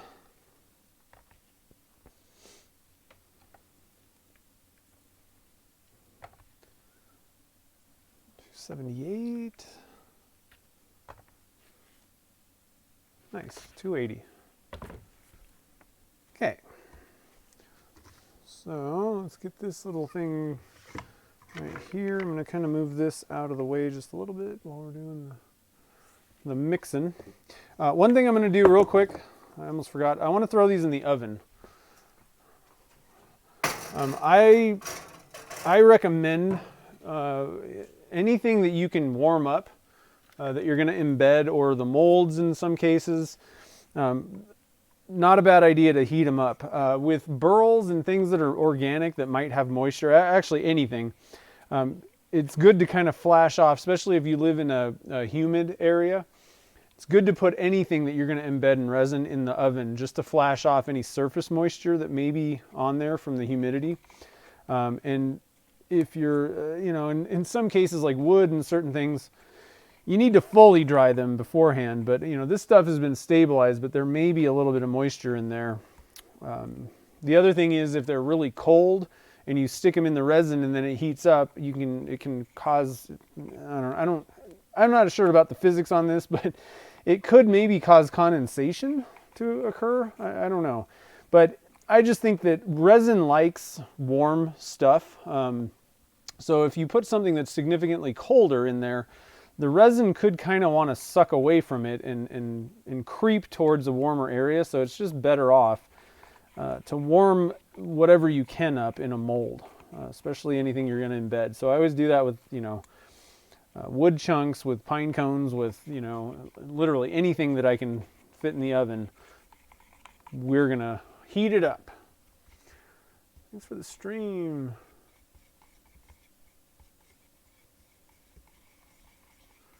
Breaking the rules. Well, you're welcome. I appreciate you joining the fun. Fridays are always cool. Get to hang out, have some fun, as long as I'm in town, that is. I'm pretty excited. Actually, speaking of just leaving town, I just got back from Phoenix doing that class, and I think we're going to be doing some more of those classes down the road. And Chad and I talked about it. We didn't want to do anything like live streamed from there this time, because it was the first time I was doing a class like that at his shop. It was really the first time he was hosting anything like that, so we just really didn't want to complicate it. But I think down the road, I think we're going to try and get like an audio and video setup, and then have tickets to the classes. If you're not everybody can make it to Phoenix, obviously, or doesn't live there. So, but if you want to join the class, I think we're going to be doing something with live streaming, possibly, where you can, pay for tickets to the live stream and be able to kind of hang out. Now, I don't think there's going to be any interactiveness going on with those, probably, but if you want to see the class and get the information, I think we're going to be offering that down the road. So it should be kind of cool. We just got to get the technology all set up. All right, so we got our clock going here. We're going to wait, probably, again, same thing, probably about 8 minutes or so, something like that. 8 minutes, maybe 9, before we start, pouring the stuff. First thing I need to do, though, is break off, how much was it? 170 grams for our pink. So I'll do that real quick right now.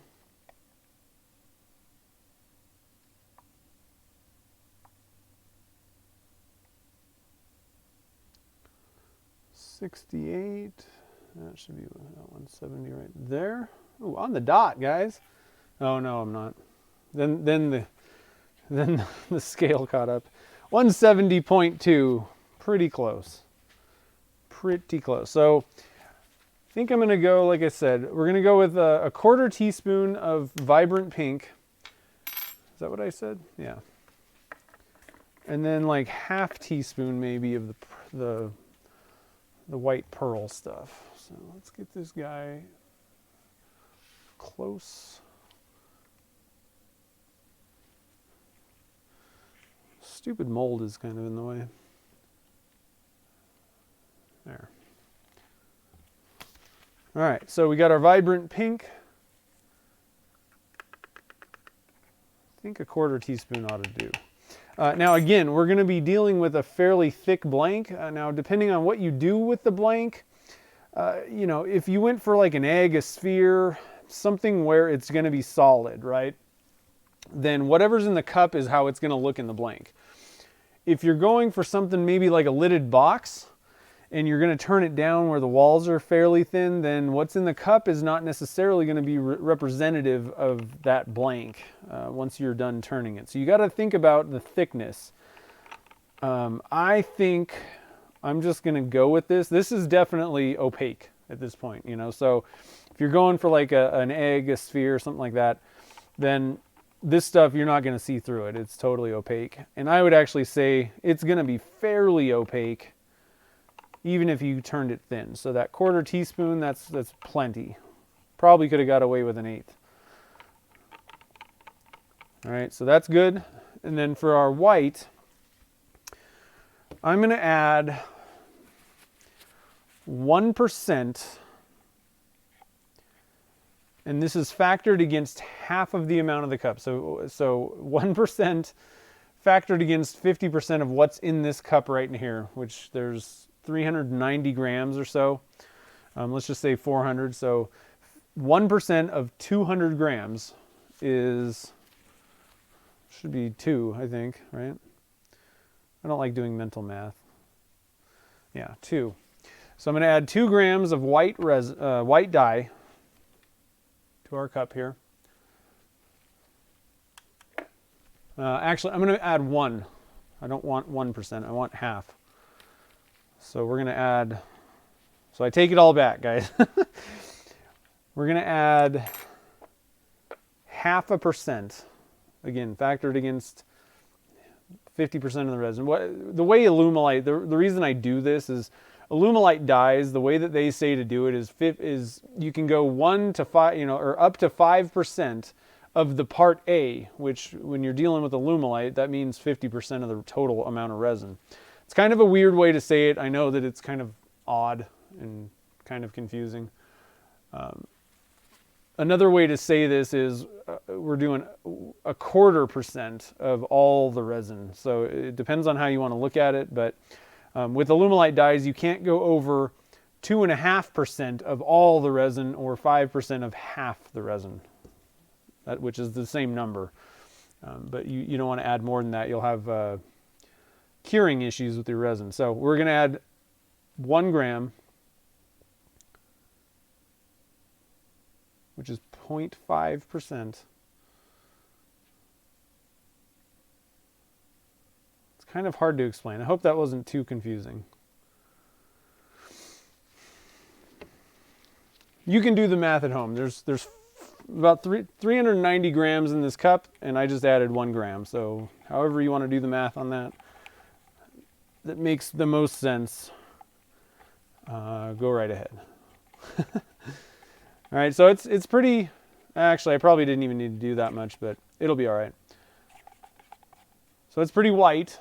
Now I'm going to add quite a bit of the micro pearl is what the powder we're using. So we're going to go for 1/2 teaspoon. We're going to try that right off the bat. Hey, thanks Anna, I appreciate it. Yeah, I can't wait to see you. It's coming up so fast. You have a great evening. So we got 1/2 teaspoon of micro pearl. We're going to start out there, and this should give us a nice kind of like a kind of a mother of pearl look.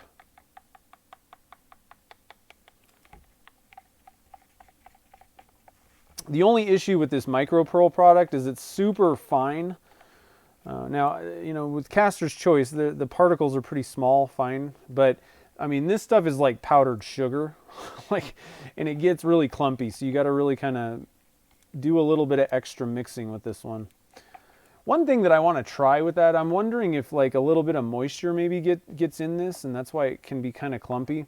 Might help to put one of those silica gel packet things down in, like literally in there.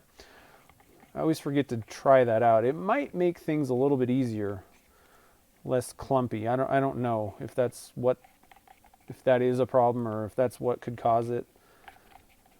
But if there is moisture in that stuff, that's not very good. You don't want that. All right, so I think I'm going to actually add another 1/2 teaspoon.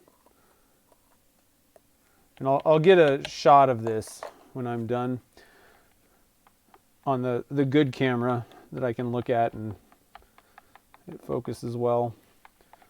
But it should be a nice white pearl. Now this is not going to be see-through at all. There's no way.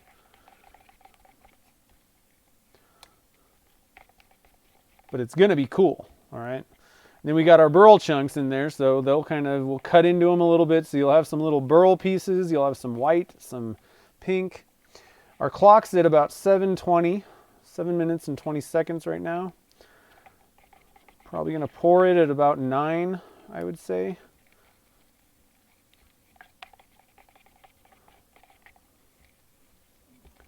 And I think this time what I'm going to do is we're going to do that trick where we're going to pour this back into this cup and then dump it all in at once.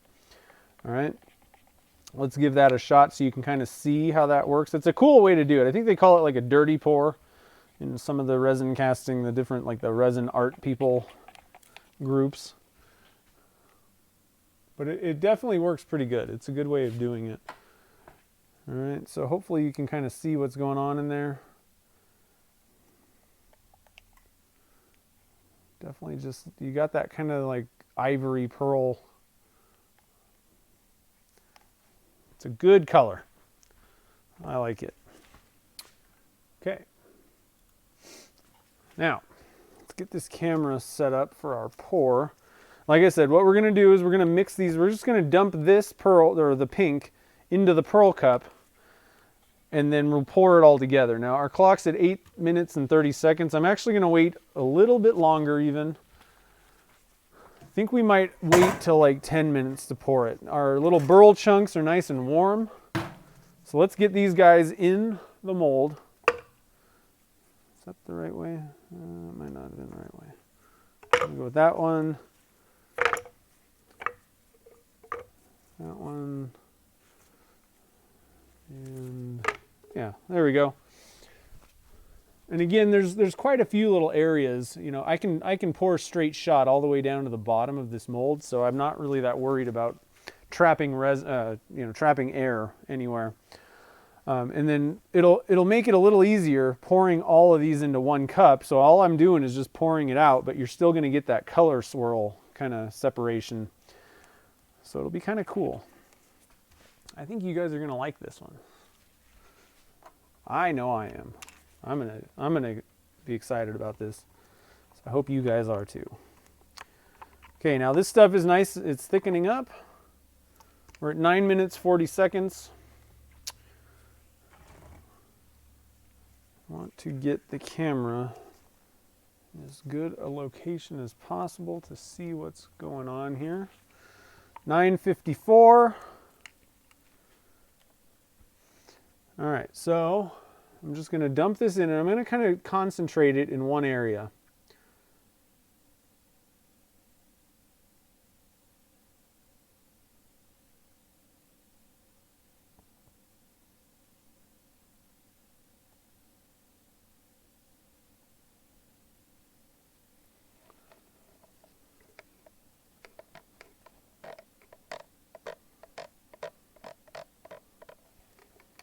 Okay. I'm going to give this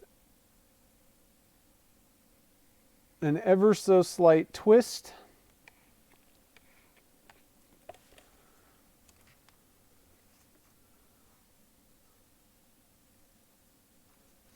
And then I'm just going to dump.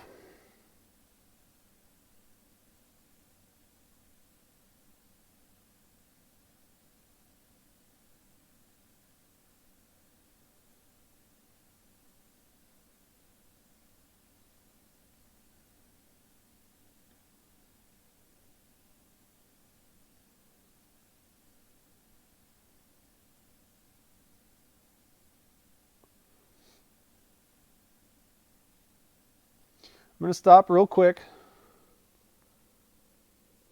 I'm just going to look at this, make sure that we're not getting any like weird air pocket things. I'm going to kind of move it around. I think we're looking good.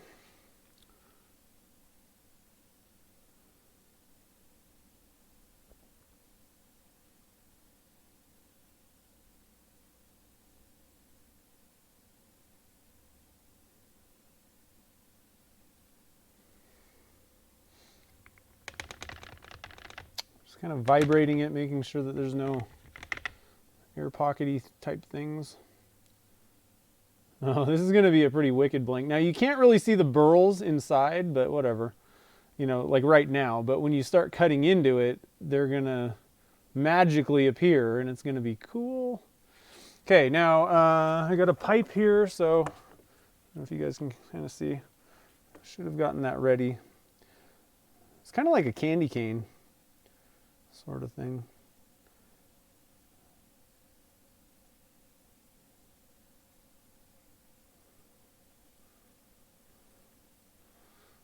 All right, and let's put that in our pressure pot over here. Now again, don't pick it up by the bottom. And then one other thing, I'm actually going to put I have this little flat thing. We're going to do that. Put this down in there. Put this guy down in here. And there's a little extra, but I'm out of time. So I just got to get this thing covered here.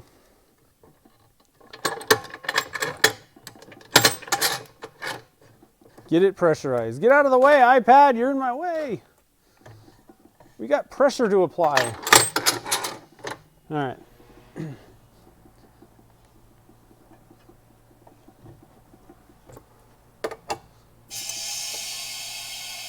All right, and then again 70 psi, and we're good to go.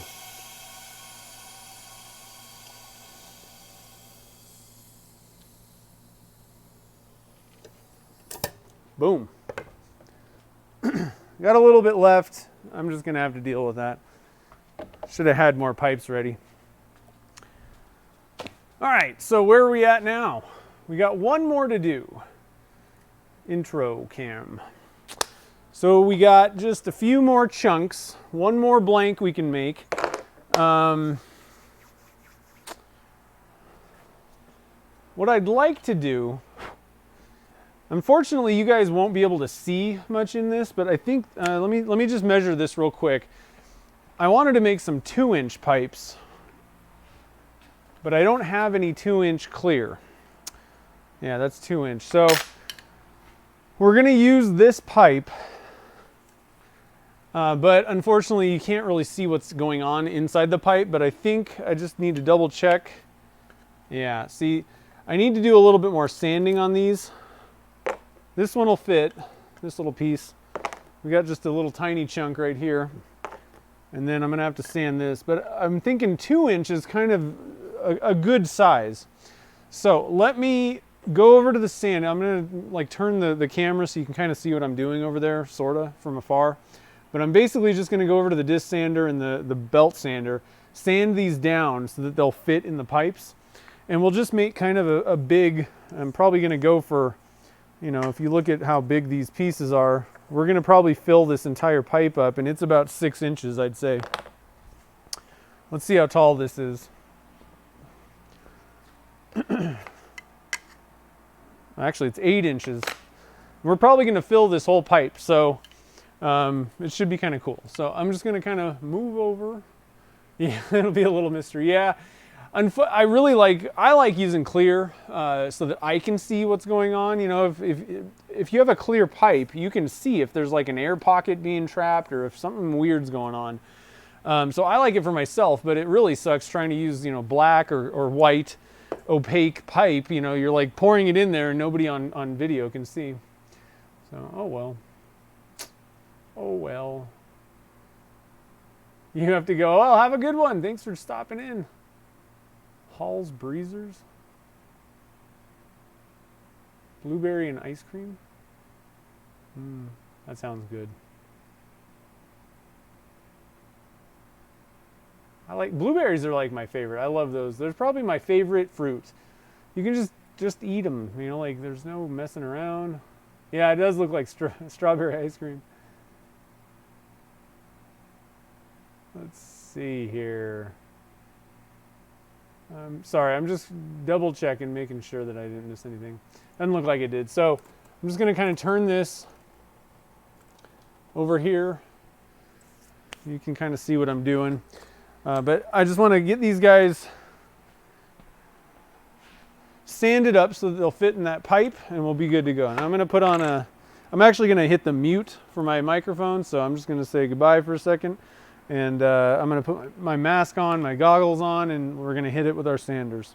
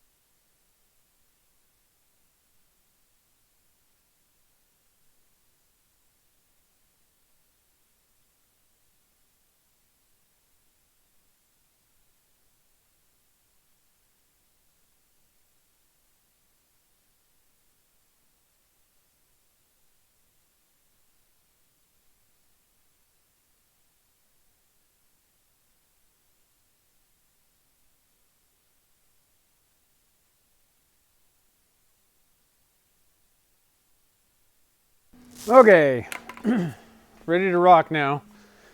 So I took down the diameter of these things, and then I just went back and added those little facets to everything. So we got our moon rocks back, but they fit in the pipe. So let's see here. So what are we going to do on this one? Last one of the night, guys. We got to come up with something cool. So let's see here. Where are we at here?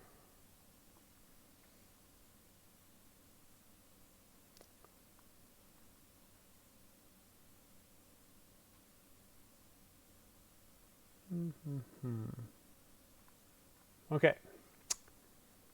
Fire.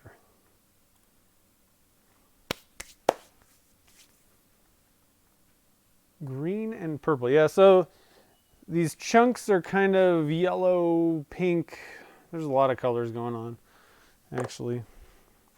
Let me just, one thing, if you guys dye stabilize burl, or, you know, wood, I should say, if you want to see what the colors are really going to look like, hit it with a little bit of denatured alcohol, and that'll bring out the actual colors. It kind of looks dull otherwise. But yeah, there's a little bit of orange in here, so there's just a bunch of different colors, but kind of a green, yellow, pink. In that one, same thing with this one. I think there's a little bit of kind of a tealish color. Some red, actually. Green. And then this one's yellow and purple. So, and then we got a big piece of like purple and pink chunk that we'll put on the top. So those are our colors. Lots of different colors in there. And let's see. Are we missing something? You're stabilizing. Can you reuse cactus juice? Yeah. So when you're stabilizing, it's going to suck in, you know, cactus juice, some amount, into the actual burl chunks. I should quit saying burl, just wood, whatever you're stabilizing. It'll suck in, you know, soak up some amount. And then you're still going to have some left in the jug. You can just dump that out and reuse it. Now, you know, once you dye cactus juice, you can't get the dye out though. So keep that in mind.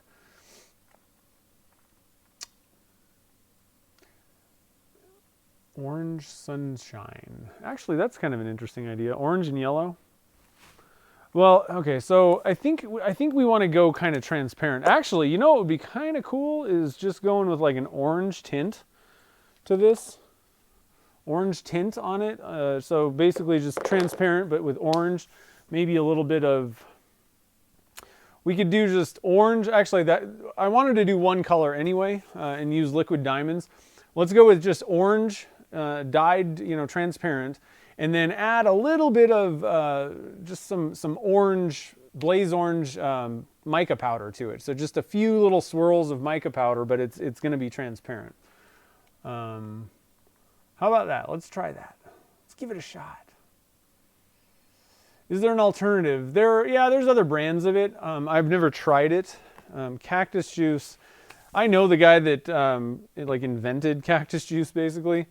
And so all these other companies are just copying what he's done anyway. So I'd rather support Curtis over at Turntex. Personally, I don't know that. I don't know. The other thing with me is cactus juice works, and I don't really want to waste my time. You know, I don't think that there's really much savings necessarily in price. So I don't really want to mess with trying other things out myself. But there are a couple other brands out there.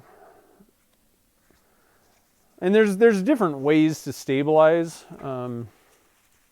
Again, I get really good results just doing it the way I do, so I stick with it. But before cactus juice was around, people did it other ways. But I think that the vacuum stabilizing method is kind of a safer, you know, way to do it. I think they were using some pretty harsh chemicals back in the day before.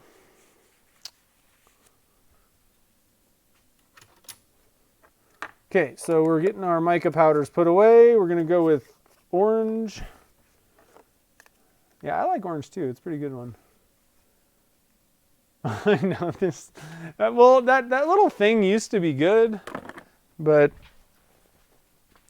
It worked better. I used to have it like hung up, like it was clipped to over here, but it's kind of a pain in the butt, and I like to be able to move it, but this thing's being stupid today, and it was right in the way.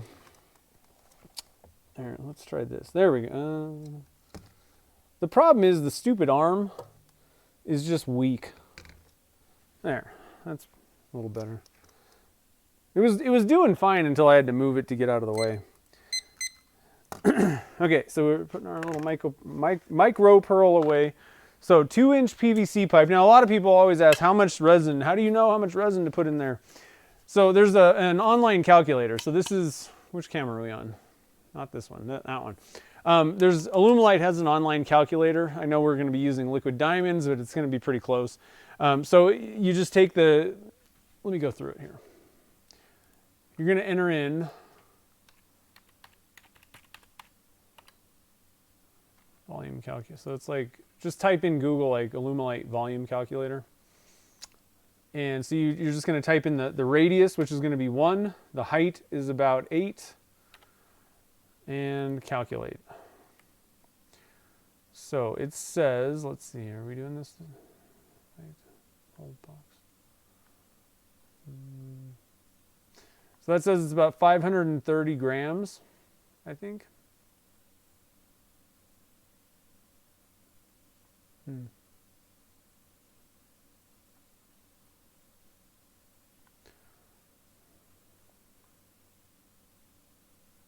Let me just make sure that this is right. Now it's getting confusing to me. I think it's about 530. So let me grab my calculator though, and just see. What it ends up giving me is it's 25 cubic inches. And just to double check, they actually have all the formulas on their website, which is what I usually use just to make sure. So once you get that cubic inches number, then you're going to multiply it by 0.554, which will give you how many ounces per cubic inch. Oh, I just screwed up. 20. I just hit 0. Or 25 times 0.554 equals 13. So like 14 cubic inches, and then to convert that to, excuse me, what is that? Cubic? Or yeah, sorry, 14 ounces. Then to convert ounces to grams, we're going to multiply that by 28.35. So that's only 392. How did they get 527?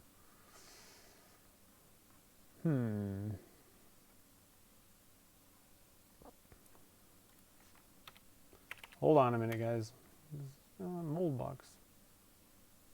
Oh, okay. I entered the wrong information.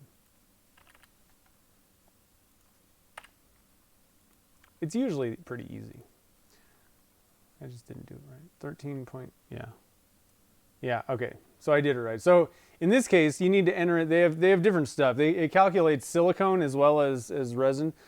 For this, on their page, you need to go into the part volume, enter in the 1-inch radius and then 8-inch tall, and then that'll give you your about 14 ounces. And then again, you got to multiply that out though, because you're going to need, yeah, that still doesn't work. 14, yeah, 14, and then you got to multiply, sorry, 14 ounces times 28.35 gives you about 400 grams of resin total. So,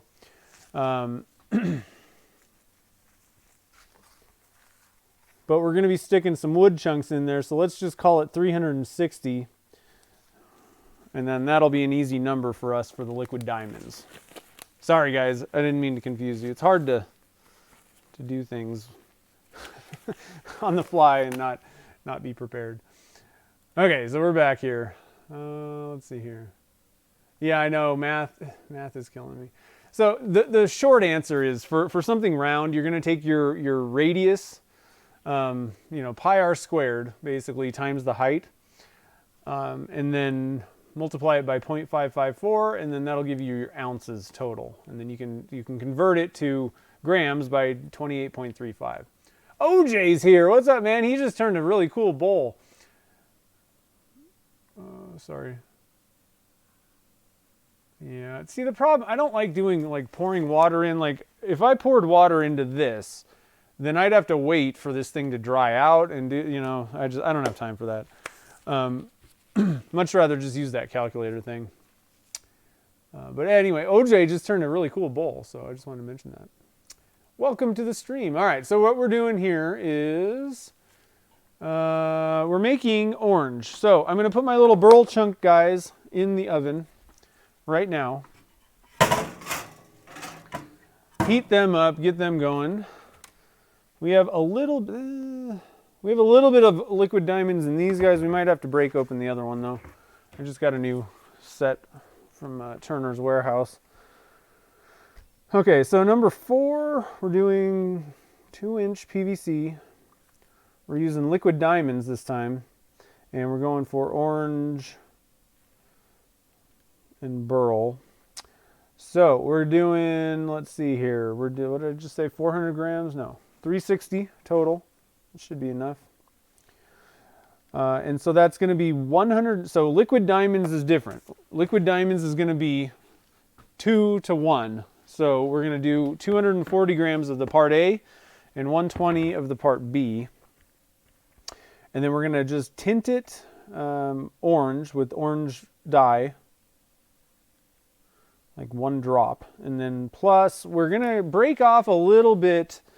We're going to pour a little bit off in another cup, and we're going to add some of the orange, blaze orange, Caster's Choice, and just add a little bit of, you know, some pearls going on here and there.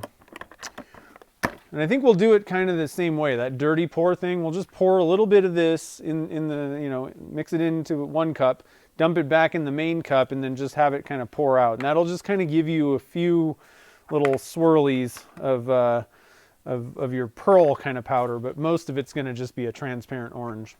So that's in the oven. Let's start mixing up our cup. Nope, we got resin on our notebook. Not a good idea, guys. Not a good idea. 360. I think we got enough. I think that'll fit in there. Switch to the other casting thing. Hello.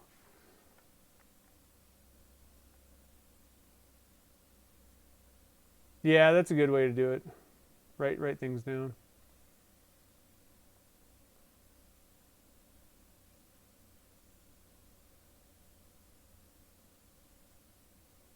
Robert's totally confused. Yeah, I'm sorry. That was so super confusing.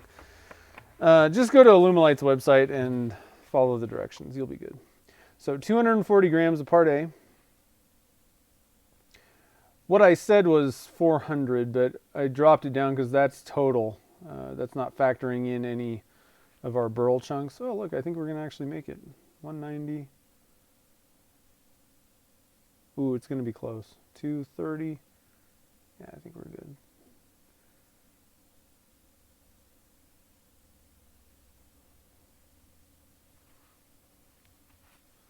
$239.8. This was almost perfect for what was left in these jugs. 39.40. It's going to go back down 1/10. So I'm going to add another drop.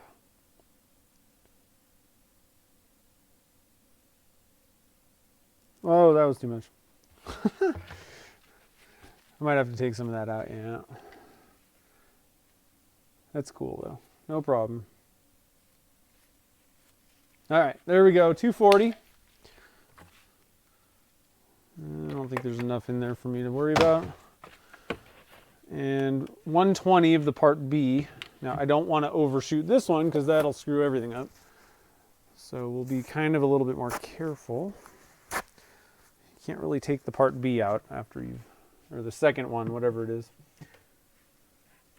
Okay, 120.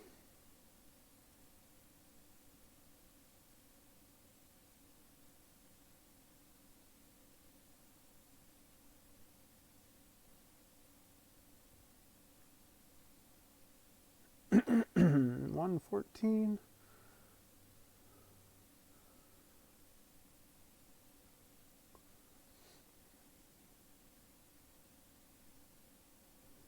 18. It's kind of dripping out there, so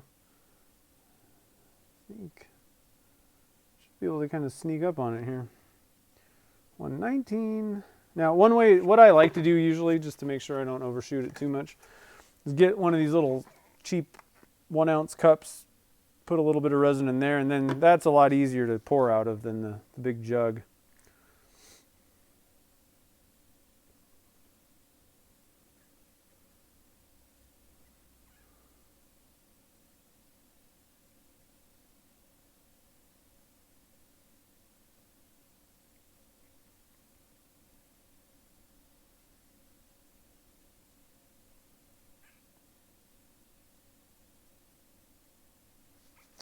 Oh man, just barely, not enough.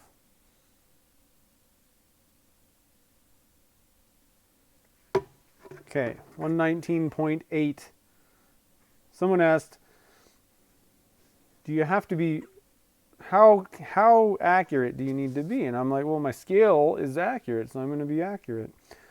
But the reason I like to do that, it doesn't matter that much usually, but the problem is if you're not very accurate on your measurements, like, where you could be, then if something does go wrong,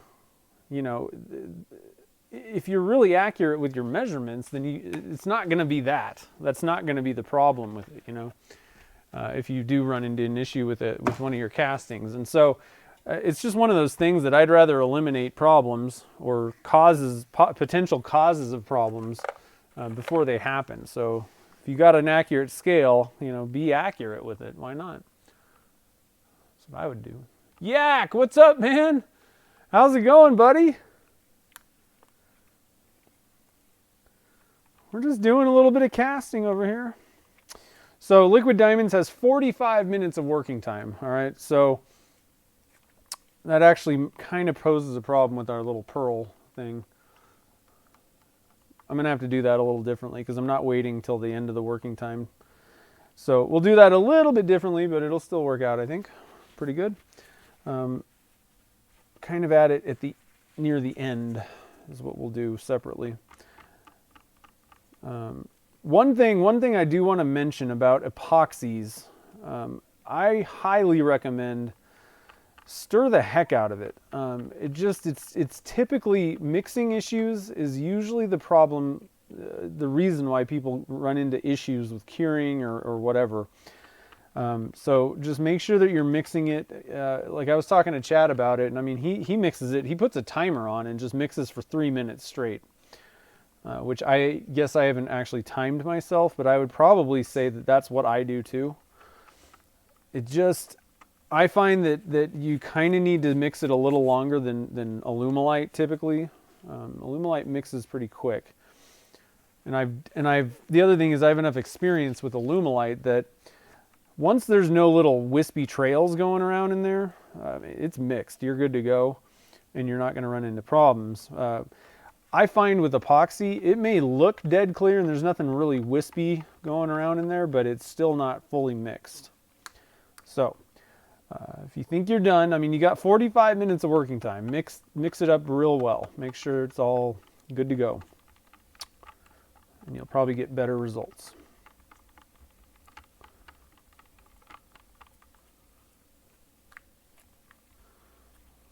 Once again, that's one of those things that, it's easy to mix for another minute or two, and that will kind of eliminate the problem. Generally, if you've mixed it that long and you've scraped the sides, and bottom of the cup and all that stuff, then that's not going to be the problem. It's not mixing it. But if you just kind of mix it until it looks good, if you have some problems, that could be what the problem was. So mix longer with epoxy. Danny, what's up, man? At work? Oh, man. Well, thanks for joining the stream today. We were just making some blanks for Maker Central. Want to have an arsenal of different things so that me or whoever else is turning at the EasyWood Tools booth will have plenty of things to do. sure there's probably going to be tons of wood too, so I'd rather turn some resin hybrids myself though.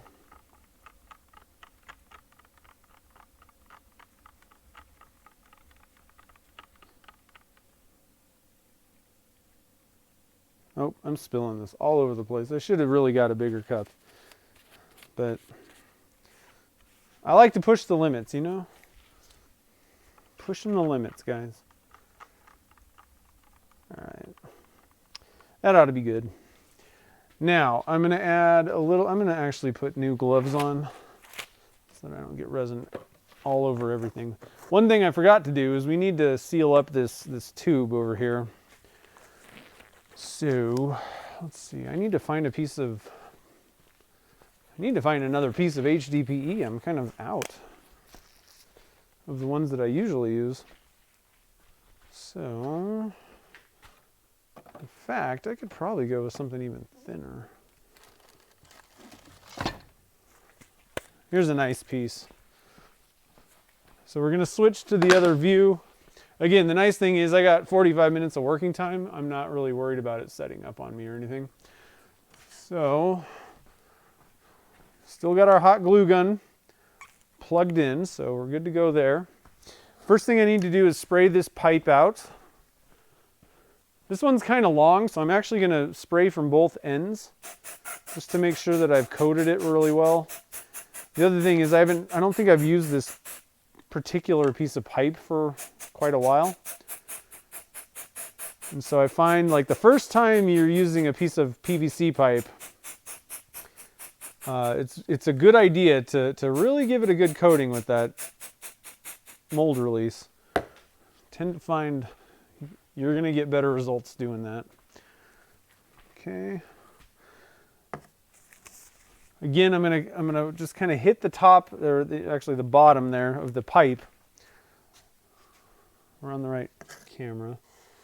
Just gonna hit this with a little bit of acetone, just to make sure that if any of that mold release got on the bottom, and actually I'm gonna go around the edge here.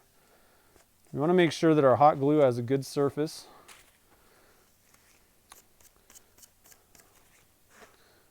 Okay, we got our little piece here. Hot glue.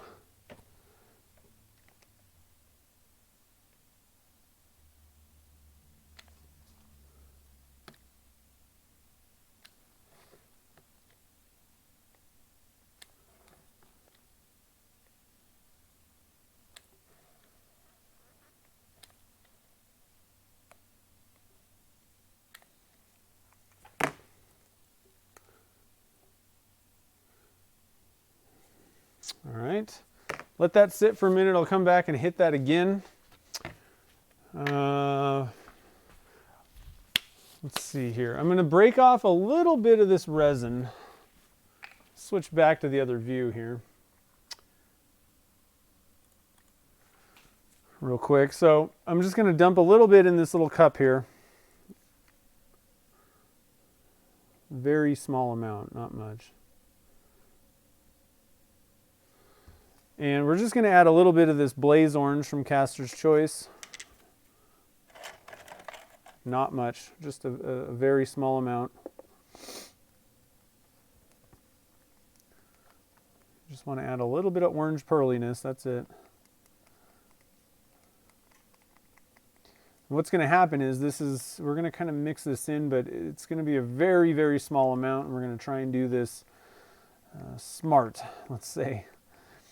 So what I'm going to end up doing is we're going to, oh, and I need to add our dye to this stuff. So orange dye, 1 drop. One drop will do us.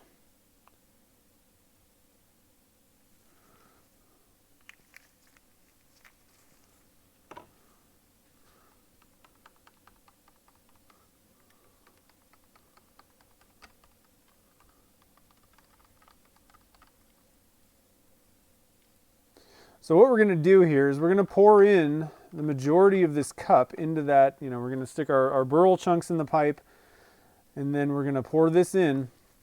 And when we get really, I would say, a little bit more than 3/4 of that pipe filled, we're going to add a little bit of this. We're just going to pour it in there.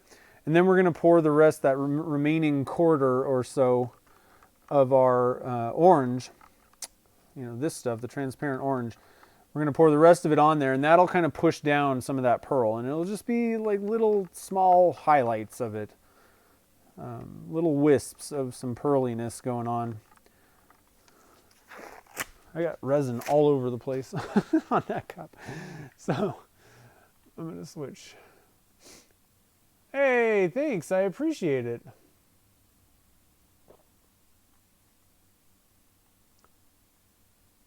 Let's see. All right. So sorry. I'm trying to keep up and do things. And so we already put one coat on. I'm just going to go on the top here, put another coat just to make sure we have no leaks, because this is going to be a good amount of resin. You don't want it leaking all over the place. It's just a waste of money. And I'm going to put another coat on the bottom. I need another stick here. I just get this stuff online on Amazon. Might be cheaper places, I don't know. But I like the way the stuff that I've gotten on Amazon has worked well, so no real need to change necessarily. All right, so we got our mold ready to go. I'm going to bring this guy over here into our little casting zone.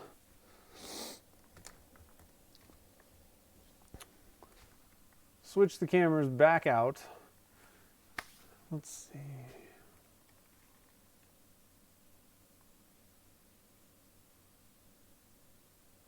All right, take it easy. Mel, Ninja Mel, I see. Mel, have a good one, man. Thanks for stopping by.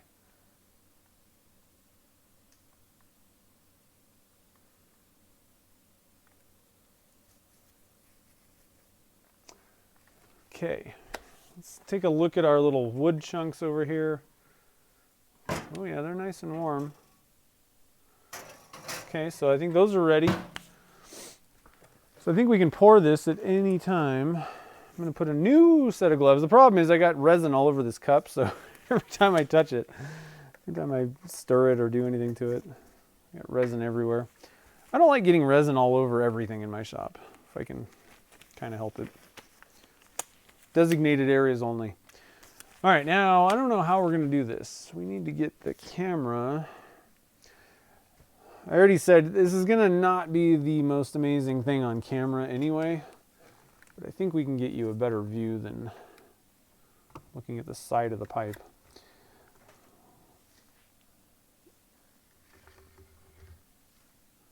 Let's try this. Oh, that's not too bad. At least you'll be able to kind of see in there. So let's drop our little chunks in.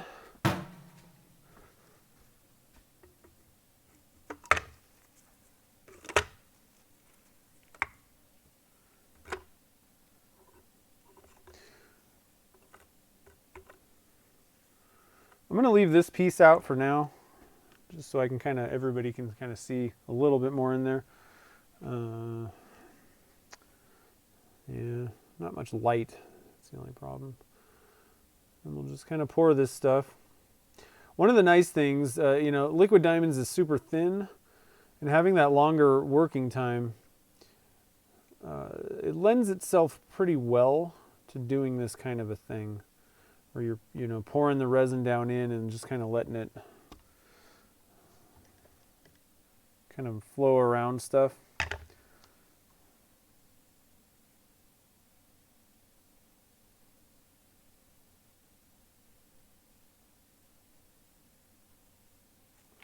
Okay, I'm going to stop right there. We're going to add our orange pearl.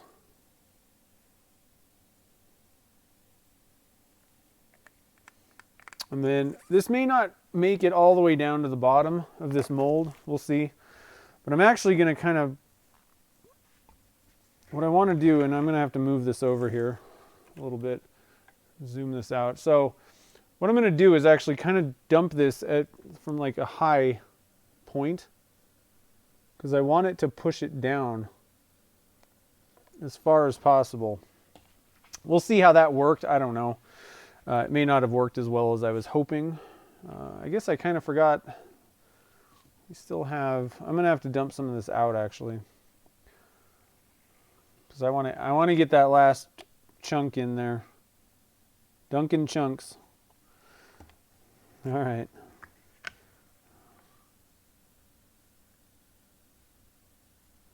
think I'm going to have to tape this. We're going to have to...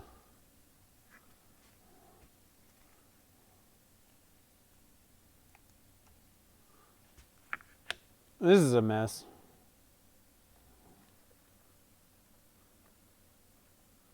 All right, well, I guess that's it. For some reason, it doesn't want to go down any further, but I'm just going to put a piece of tape over this, hold this little burl piece in place. First, I'm going to add a little bit more resin. So we'll have to see how that, I don't know how that turned out with my trying to get that a little bit of pearl in there. I think it'll probably actually work. I just, with having to like dump it out and do all that messing around, probably isn't going to work exactly as I was hoping, but I think it should be just fine.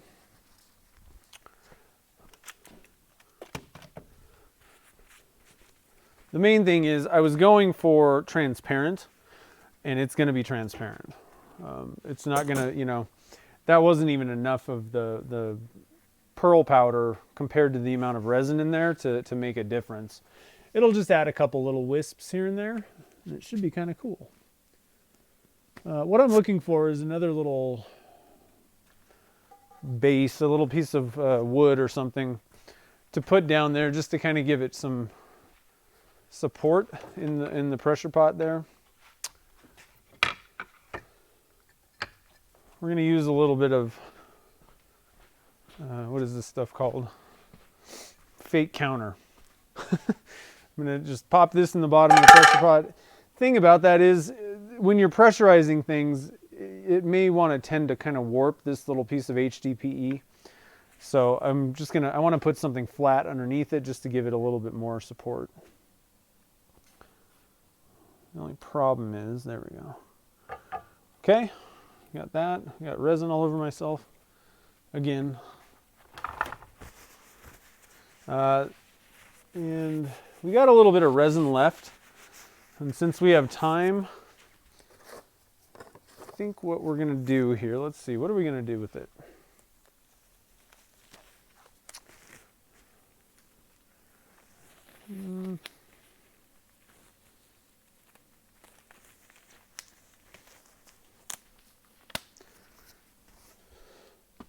I guess we'll go with, I guess we'll just put it in a tube. Just a pen size blank. I just don't have anything else ready to rock offhand.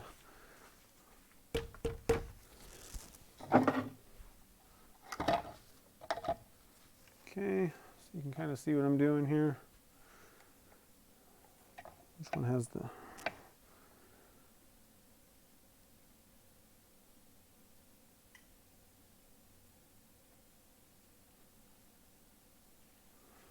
that's good enough. Actually, I'm not even going to pressurize this one because the bubbles should rise up out of there with no problems since it's liquid diamond. So here's a, get the lid on here and then we'll be good to go. Oh, will it fit? That won't fit. Not with that piece sticking up. So we're going to have to put this in the 5-gallon guy. I think that pipe fits otherwise, but there's like a tiny piece of burl sticking up out of the pipe, and I think that was enough to put it over the edge. So hold on. Luckily, we were working with liquid diamond, so I'm not in a rush trying to get this all fixed.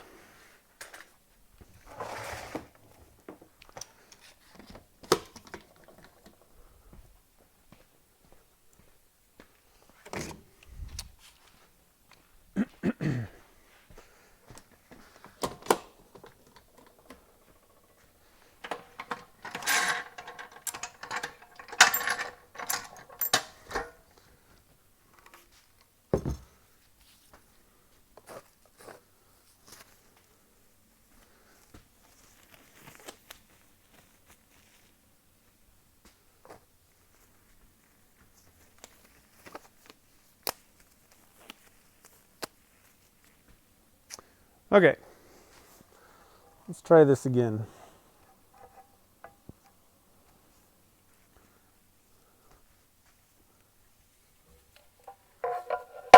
Okay.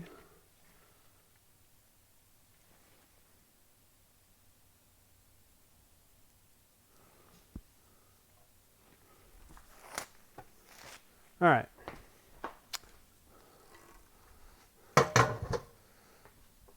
Tell you what, I don't use this 5-gallon pot that much, but it certainly does come in handy. To be honest, we could probably get away without even pressurizing that, considering it does have a 45-minute working time. However, we did kind of load that thing up, and I wasn't really trying to, stir carefully or avoid air bubbles. So, your best bet is to pressurize things if you have a pressure pot. You don't really want to, it's a nice insurance policy against air bubbles. So if you got one, I recommend, may as well use it. Did we get everything? Yeah, okay. I need to get a new coupler thing for this. Kind of leaks.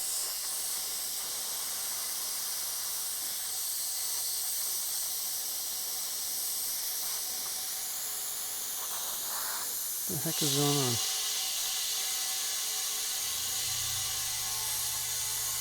I got a leaky coupler, guys. That's all right.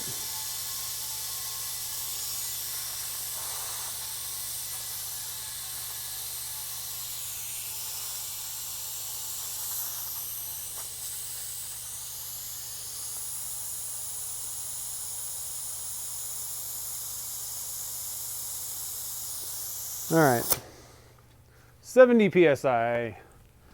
Whew. We got a lot of blanks made tonight. That was fun.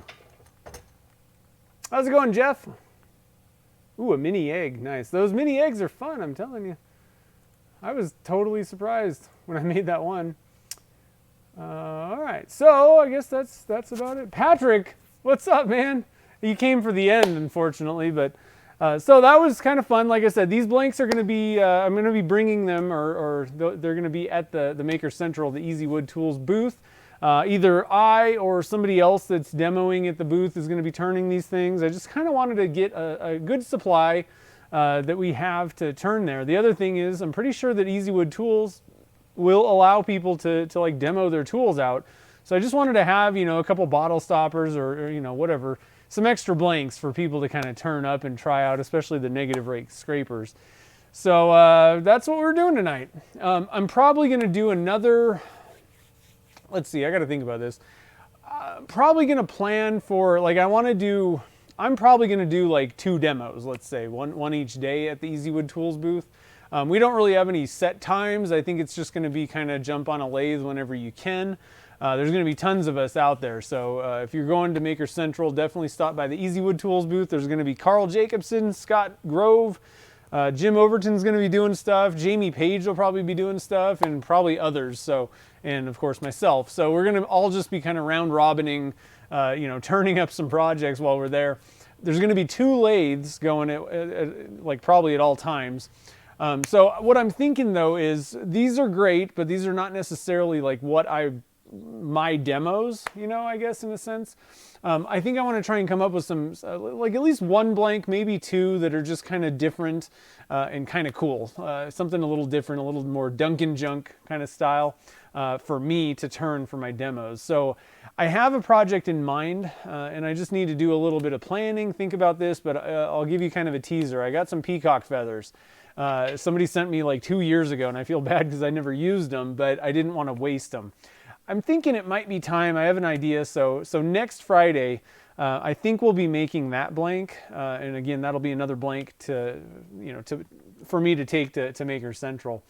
But anyway, yeah. So thanks for coming out, guys. Maker Central is May 11th and 12th at the NEC at Birmingham in Birmingham, England. So it's coming up really fast. I'm excited. There's going to be tons and tons of makers there. Lots of different things. Like I think there's like 3 or 4 stages where people are doing talks and demonstrations and Q&A panels, and then there's going to be booths, vendors, all that kind of stuff. So it's going to be really cool. If you can make it out there, I highly recommend it. I'm going to be doing, like I said, some demos at the Easy Wood Tools booth. I need a drink. Hold on real quick. Hold on. And I'm also doing like a demonstration kind of like talk thing about wood stabilizing at House of Resin at their booth. They got a gigantic booth, like a two booth thing. And I'm on a Q&A panel with, and I just found out Jake Thompson is going to be on it with me, as well as Pam Harris and Jim Overton. And we're going to do a little Q&A kind of thing on resin casting while we're there. So lots and lots of stuff going on that I'm going to be involved with. Again, if you can make it out there, definitely head over to, let's see, do I still have? I do. Put another link up here. Head over to their website, get your tickets. You want to get them early because they could sell out. You don't want to show up to the NEC and be like, oh, I can't get in because I didn't get tickets. So check that out. Lots more information on their website about who's going to be there and what's going on. There's like a map of all the vendors and the stages and all that stuff. So definitely check that out. Yeah, so I guess that's about it. Let's see here. Thanks for stopping by, Tony. Yeah, so I guess I'm going to get out of here. Next week, like I said, Friday, 3 o'clock p.m. Pacific time, we're going to be making some more stuff for the event, whether it's like I said, the peacock feather thing. I'm not sure yet exactly, but I'm hoping that I can get that made and maybe some other stuff too. So I hope you guys can join me on that. And yeah, so I hope you guys all have a great evening and a great weekend. And I will see you guys all next Friday night.